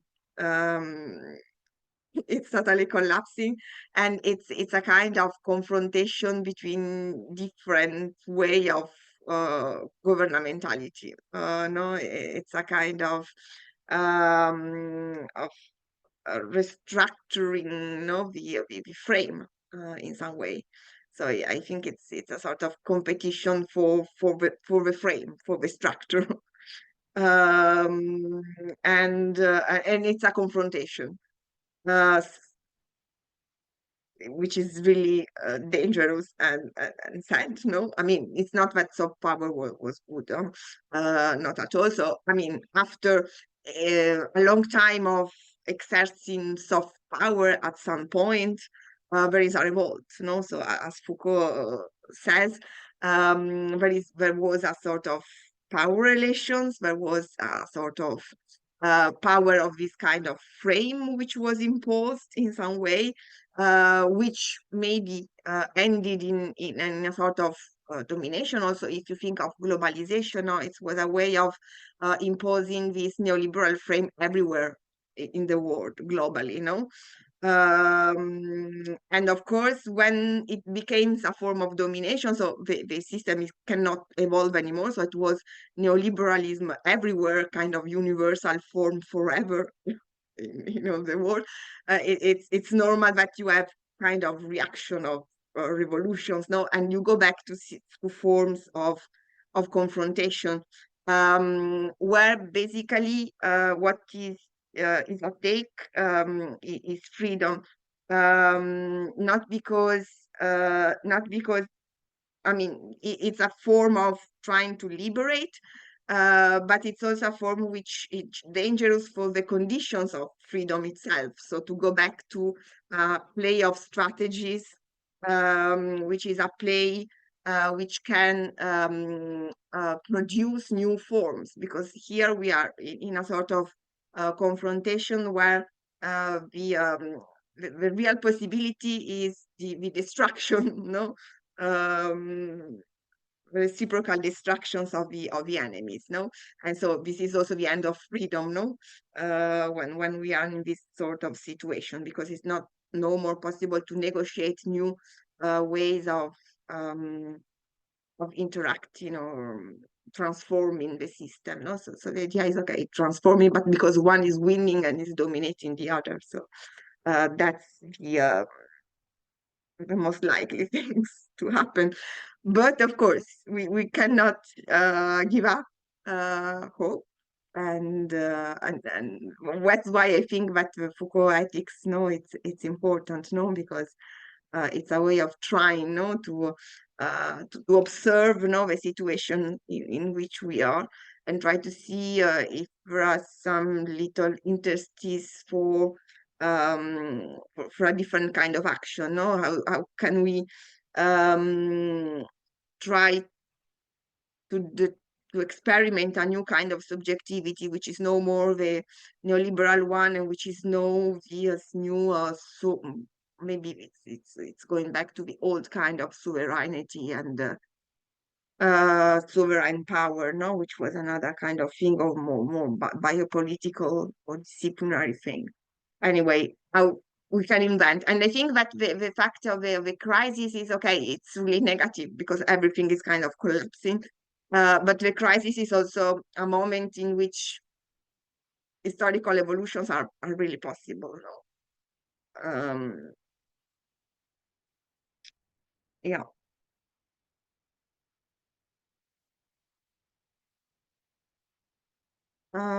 So Jura? Hi, Hi. I'm Jura. My name is pronounced Jura. Jura. Yeah. So uh, I'm an undergraduate. I'm Lithuanian and I study Lithuanian linguistics and literature. And right now I'm doing a thesis on Jewish representation in the interwar Lithuania. So I read a lot about the way that Lithuania existed as the state was forming. So like working and thinking about the state from this philosophical rather than just a historical point. It's well, that interests me. But my question was, so the way that Foucault defines freedom within power relations, I assume he talks about the field of not only possible but also viable actions. You know, the stuff that you can do and you won't die.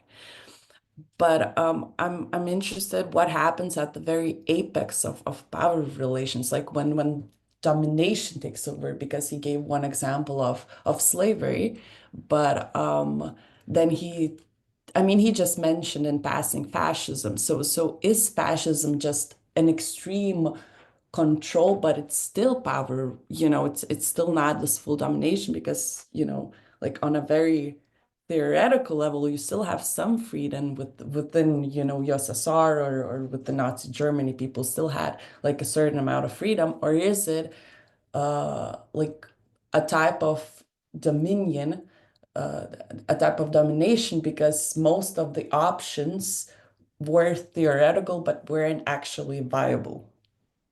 So, yeah. Yeah, so of course, power relations are in degrees, no? So there are the most free power relations and the less free power relations. So it's a matter of degrees. And of course, Foucault is opposing authoritarian regimes and the art of governing. So it has the governmental practice, the governance practice, which is this kind of rationality, which is connected to biopolitics, is no more this idea of authoritarian government. It's no more a form of authoritarian government because people are not giving up their own rights and their own power to give them to the sovereign, to the king, like in Hobbes. So this for him is the difference, no? So from in some way, the slaves and the people who are subjected to the sovereign are in a kind of the same situation because they have no more power. No, they have no power. And the power is what characterizes free people. So to be free means to have some power, to have some possibility of acting or reacting, no? So when somebody has no power, is no free. And this also the idea in Greece, no? Foucault made a lot of studies in ancient Greek philosophy, and he says, okay, the condition for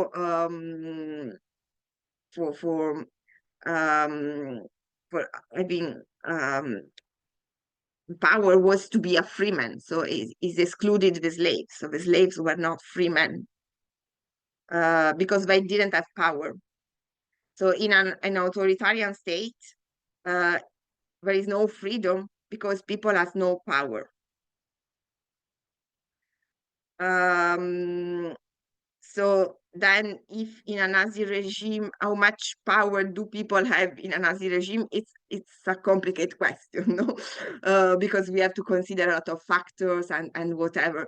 But I think that the criteria is to consider the disparity of power in power relations, no? And we are in a total domination when one of the parts has no more power at all, cannot do nothing. And it's also the limit, no, of the power relation. So it transforms itself in something else, which is a total relation of domination. Then, of course, it's difficult to find pure examples, no, of this, no, because it's always complex, always a complex situation. So we can maybe situate some kind of degrees. Maybe it's also impossible to have a perfect sort of domination, no? So maybe we will have a perfect sort of domination if history was really over, no? So we have an atomic bomb destroying humanity, and that's it. No more power, no more freedom, the end. So according to Foucault, maybe there is always a little bit of possibility also in authoritarian regimes, no, for people to free themselves, no, in some way. And of course, anytime is difficult, and one has to understand appropriate strategies and where one can act, when, and different modalities, etc. But it's also a situation of perfect domination. I think it's kind of absolute and kind of impossible, no, in some way. We have more or less some degrees, no, of power, of difference of power. Yeah, thank you. You're welcome. Kalak? Hi, Thank you, Anna, for the lecture and the selection of texts. Yeah, my name is Kalek. I'm from Brazil, but I live in Seattle, in the United States. I'm doing a PhD here. My field is actually cinema and media studies, but I'm working on a dissertation on cinematic representations of capital, or how can we represent capital with moving images. So, and I have my question is something that I find striking reading the essays. I was thinking is that so Foucault is trying to create a theory of the subject, of how we are produced as subjects, but without resorting to certain mediations, certain frames, like, for example, ideology, for example, which he mentions, but he's kind of hesitant towards it, I feel. Ideology in the sense, in the Althusserian sense of the imaginary relation that individuals entertain with the reality, but also without the mediation, for example, of psychoanalytical framework, which does not appear at all in any of the essays. So I was just curious if you have any thoughts about how is that this theory of the subject without those mediations? Can we create a theory of how subjects are produced without resorting to those mediations of ideology and psychoanalysis, and how does Foucault that? How do you see that? Yeah, so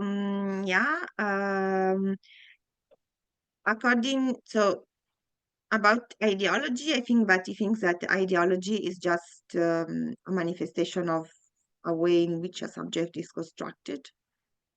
So we have historical ideologies, and we live in historical ideologies. So they are the manifestation of a way of thinking, in some way, of knowing reality. It's also a way of a structure, for the knowledge of reality, the constitution of objects, which are the objects of knowledge. It's a conception of reality. So it's of course it's an historical framework. It doesn't call it ideology, but it's part, of the historical determinations. It doesn't think that there is a subject will produce an ideology. He rather think that there are practices, because for him everything starts with practices. There are social practices, and from these social practices, which are more or less organized or structures, there is an ideology which emerges, which is a specific way of thinking related to this kind of form of living together. So ideology is secondary, it's not primary. It's an effect, not a cause.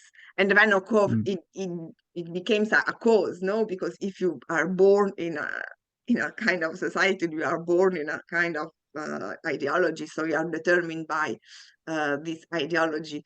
But it's more a sort of historical process, so it's also interesting in how we can pass from one ideology to another one. It's because also practices are evolving, way of living, way of being together, evolving together with our representation of the world and of ourselves. The other issue is psychoanalysis. So I think that for Foucault, the problem is the same problem that he has with phenomenology, which is the fact that he started with a subject. And Foucault is not conceiving the subject as primary.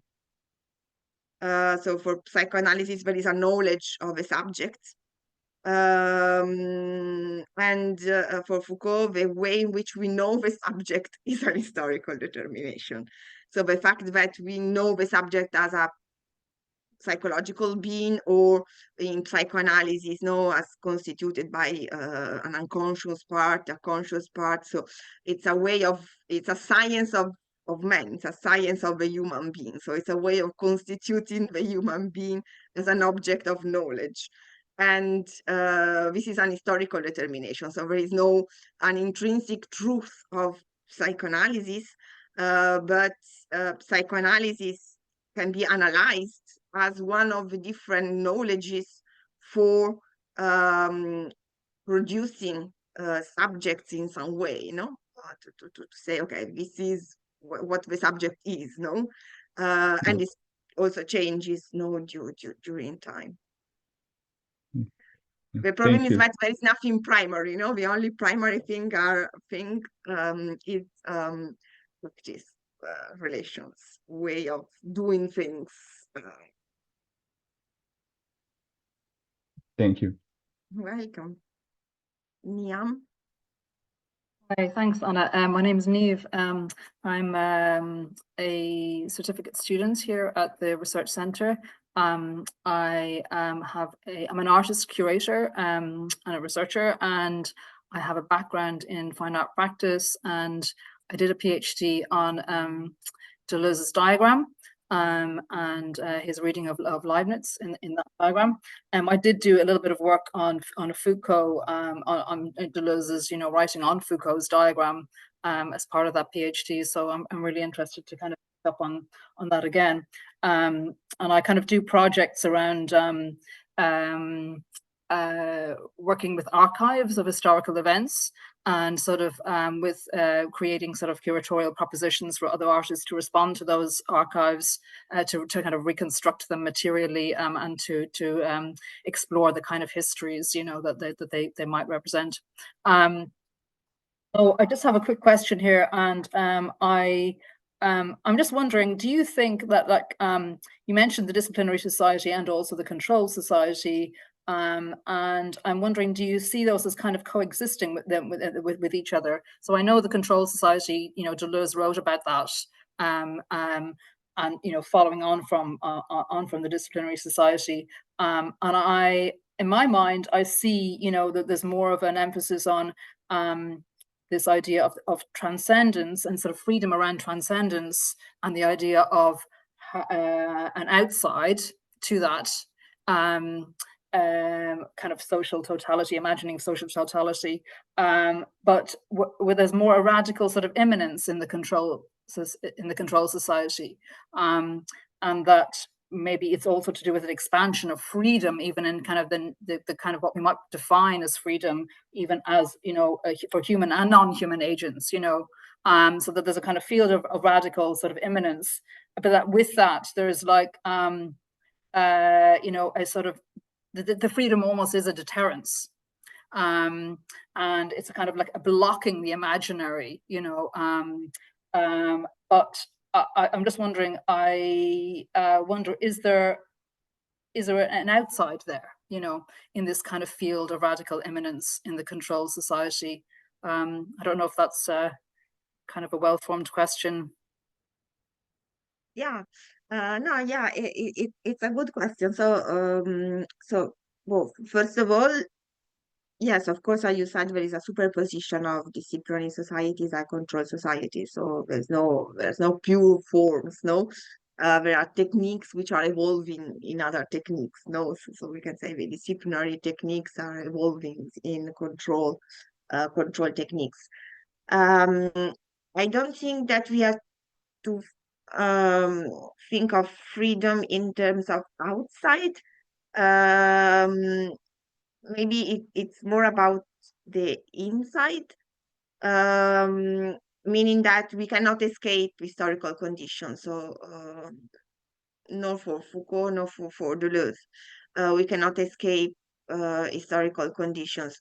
We can only try to find within the situation possible lines of flight, no? So the possibility of doing some things differently, to break some little rules, some little norm, no? So which are the spaces for doing that? No, the idea is finding the spaces. Of course, in as you said, in a control society, control is more immanent, meaning that is diffused everywhere. It's subtle, it's difficult to see it, no, it's kind of invisible. So we think that we have a lot of free choices, no? We always have free choices. The fact is that the free choices that we have are determined, so we can choose between A, B, or C, no? But no more. So it's a freedom which is framed, no, in some way. And of course, I think that one of the main differences between a disciplinary society and a control society is that in a disciplinary society, the state or the government knows what is good. In a control society, nobody knows what is the good, what is the aim, what is the goal. There is no goal, no? So it's kind of adapting time to time, no? So the other word is resilience, no? We have to be resilient. We don't know, we cannot make predictions about what is happening, no? We can just make kind of calculation, what is more probable, what is less probable, etc. But nobody knows what is good.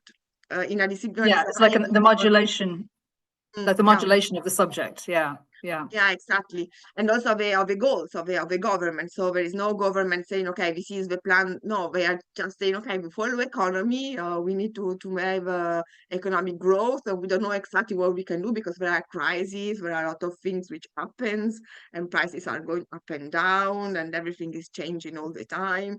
So we just have to go after, no, these changes. So I think this is the main difference. And also, in some ways, it looks more free because there is no a plan. There is no plan. There is no people saying this is the good thing we have to do. It's that one. So I think it's more contingent, no, or more casual. On the other hand, it's also more difficult to find a strategy in this chaos, no? Yeah. So nobody but actually knows what to do.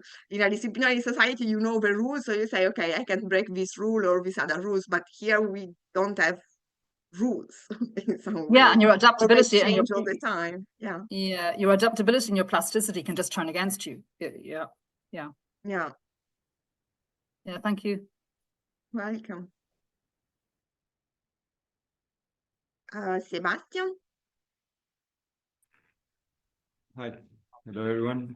Anna, thanks for your lecture. Very interesting. It's my very first lecture at the New Center. This is all new for me. And I'm quite impressed with your backgrounds and your interests. And I'm perhaps an outsider. So I'm a physicist, which is interested in, just recently became interested in philosophy. And my readings come from that side. Let's call it science. So I've been looking at this from that perspective. Not that I'm well trained in philosophy, but this is quite interesting because it allows me to question my practice as a scientist through a new lens. So what I do as a scientist, I work in quantum architectures. So basically I build quantum computers with like different physical media, so to speak. I'm also a lecturer in the, I'm from Medellin in the university here, where I teach quantum computation. And has also worked with artificial intelligence, and I try to communicate science through like artistic forms. So rather than trying and tell people how the world works as seen by science, I try to find the strategies to communicate the awe that understanding the world brings. All right, that's the introduction. So I have a question. So I noticed that by defining the subject, Foucault is discusses history, right? What you call archaeology. So I wonder if Foucault's ideas or concepts would stand the generalization of the idea of the subject to something that is not embedded in history. In particular, you discussed a lot about AI and new technologies. And these technologies, they've been influencing where society is going or moving forward, right? So what if we recognize the need to provide these new agents with some sort of idea of identity? And then how can we extend or discuss the ideas of Foucault going from the human into the non-human, right? Because power, as discussed by Foucault, or as you mentioned, is the study of the communication between human agents. So in this case, we have human and non-human agents. So yeah, the precise question is, do you think Foucault's ideas would extend this extension from the human to the non-human? And if there is a confrontation between the old model of power, the biopolitical power, against a new model, let's call it the info-political power, because now everything is just information. Yeah, sure. So challenging question. I think that it's the other way around, basically, but not because Foucault said it, because he never saw the rise of artificial intelligence. But I think that artificial intelligence is the product of a way of knowing the human subject, meaning that it's a product of a way of rationalizing the way in which the mind works. So it's about, for example, probability and statistics, no? The basic model is the model of a rational agent, which was created within the field of economy, basically neoliberal economy. It's a way of conceiving a strategic actor, each based on decision theory, on game theory. So actually artificial intelligence is acting in order to maximize utility. So it's kind of collecting information about the situation. There is a probability over different world scenarios, and the idea is to choose the best action in order to maximize the utility, then the utility for artificial intelligence is set. So, okay, it's, for example, advertising an object or creating a reaction or a reaction of a user, etc. But I think that there is nothing which is not human in artificial intelligence. It's too much human, meaning that it's based on a knowledge of a human subject. So it's based on a way in which the human subject has been constructed as an object of knowledge. So maybe it's not human. This is the not human, but the inhuman is the way in which the human being has been constructed in order for rational agent to be possible, no? So I think we are basically behaving like algorithm or as algorithm because we are constructed in the same way, in some way, since the beginning of neoliberalism or this new economic way of conceiving the behavior of people, no? As we will see next week, basically it's the human being is conceived as decision makers decision makers are basically rational, no, and they are rationalized in all the aspects, no, or of their life, and so I think that artificial intelligence is basically a consequence of this. Then the question is, can we use it as a tool for transforming our subjectivity, or no? So, yeah, but from what you just said, my feeling was that you see artificial intelligence in that scenario not as a tool but as an agent, like on quite of the same ontological level as the human. So Yeah, so is a regulation of both, like the human and the like machine or yeah, not. they are the same kind of agent, I think. Okay. So I think No, that it makes sense. artificial It makes intelligence sense. is agent in the same way as a human is an economic agent. Mhm. So I don't think it's too different from us, or from what we became. So and I don't think that now it's evolving into something else. Maybe, I mean, it could be, but I think that if we want artificial intelligence to be a different kind of agent, we have to do that. Experimenting new ways of interacting with artificial intelligence, which are not the way in which algorithms are suggesting us what to do. No, because there is no necessity of using algorithms to suggest people contents. No, I mean, it's one of the possible uses, but it's not. But we are all doing that. Maybe there are other kind of practices now that we can invent with artificial intelligence. I don't know, but yeah. Anyway, yeah, it's a question. No, it's a real problem. Thanks, Anna. So I think that we reach the end of the times. So if you have just the last very quick questions, and then we will finish the introductions next week. So Sami, really quick question. Hey Anna, yes, I'll be very quick. Thanks for your talk. So I was just thinking along the lines of experimentation was mentioned in relation to sort of ethics and a sort of practice to, I assume eventually, sort of how to conduct oneself.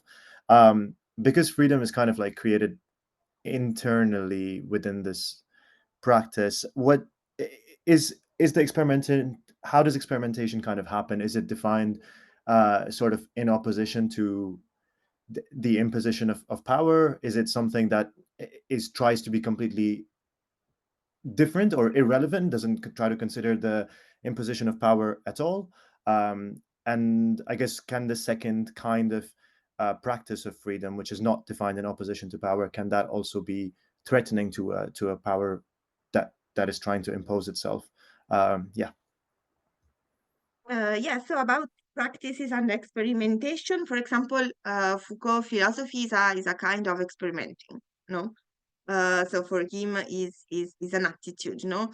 Is I have a task, no? I want to try to think independently, which is not completely independently from determination. So it's a way of trying. And for him, another way of experimenting is sexuality. So he talks a lot about homosexuality and the way in which it's a way of experimenting new practices, new kinds of relations. No, it doesn't have to challenge the official power opposing it. It's a way of finding its own way, to escape, to minimal freedom to construct oneself in an autonomous way. Then, of course, it can become challenging for governments if, it's go against, the goals, but it's not revolution. So it's not talking about revolution. It is trying to to think about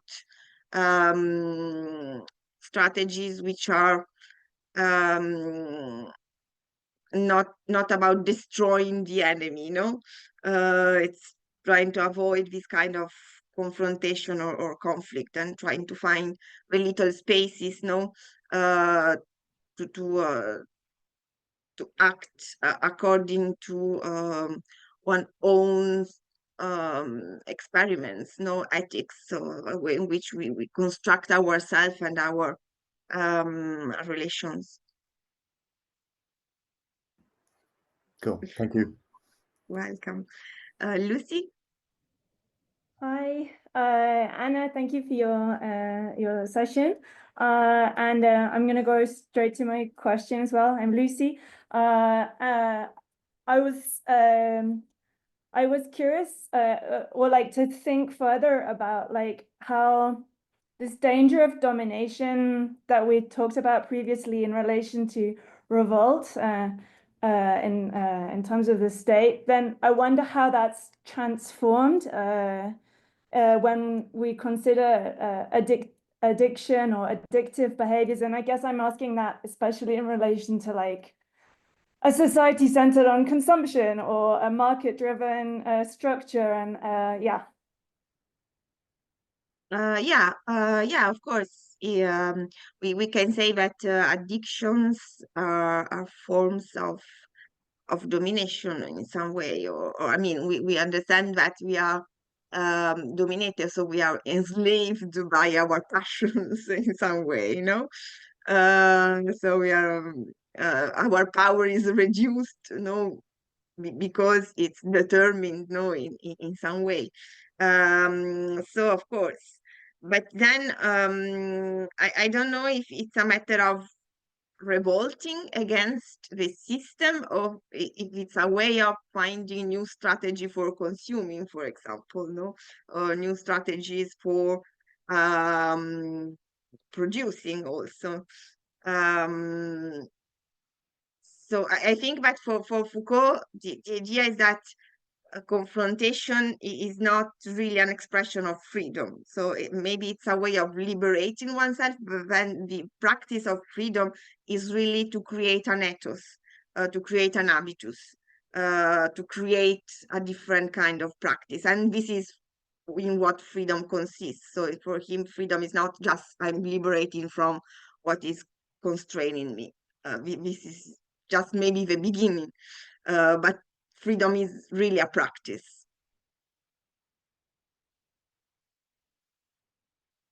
And Paloma? Hi, thank you for your lecture, Anna.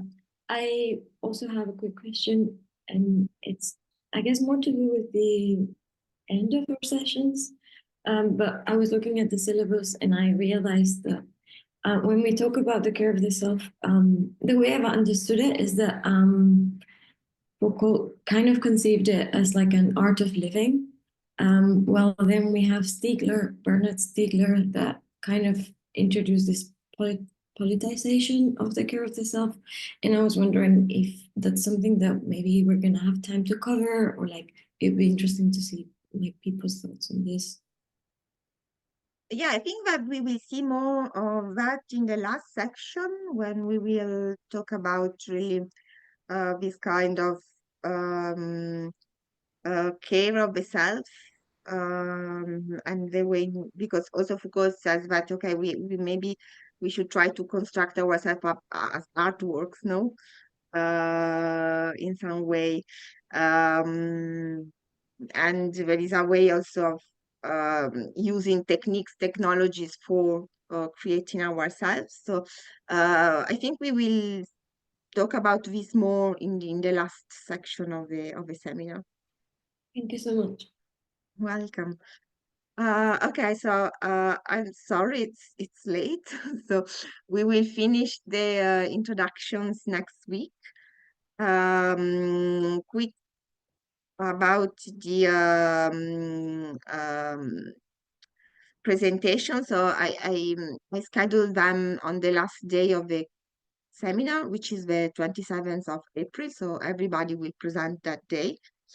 You can choose a topic from the lectures, from the readings, and then try to appropriate it and to show how it's important in your own practice. So the important thing is that, okay, you choose a topic, and the presentation will be on the 7th of April. So next week I will prepare a sheet to put your names and your topics in it.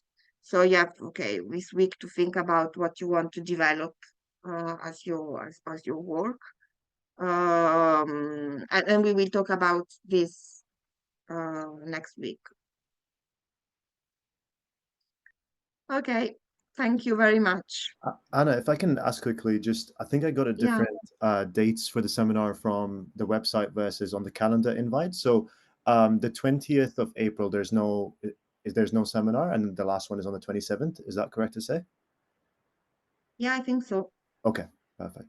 I think that we have the 3rd of March, which is today, April 6th, 13, then nothing, and then 27. Okay, perfect. Thank you. You're welcome. Okay, so see you next week. Thank you very much. Bye. Bye.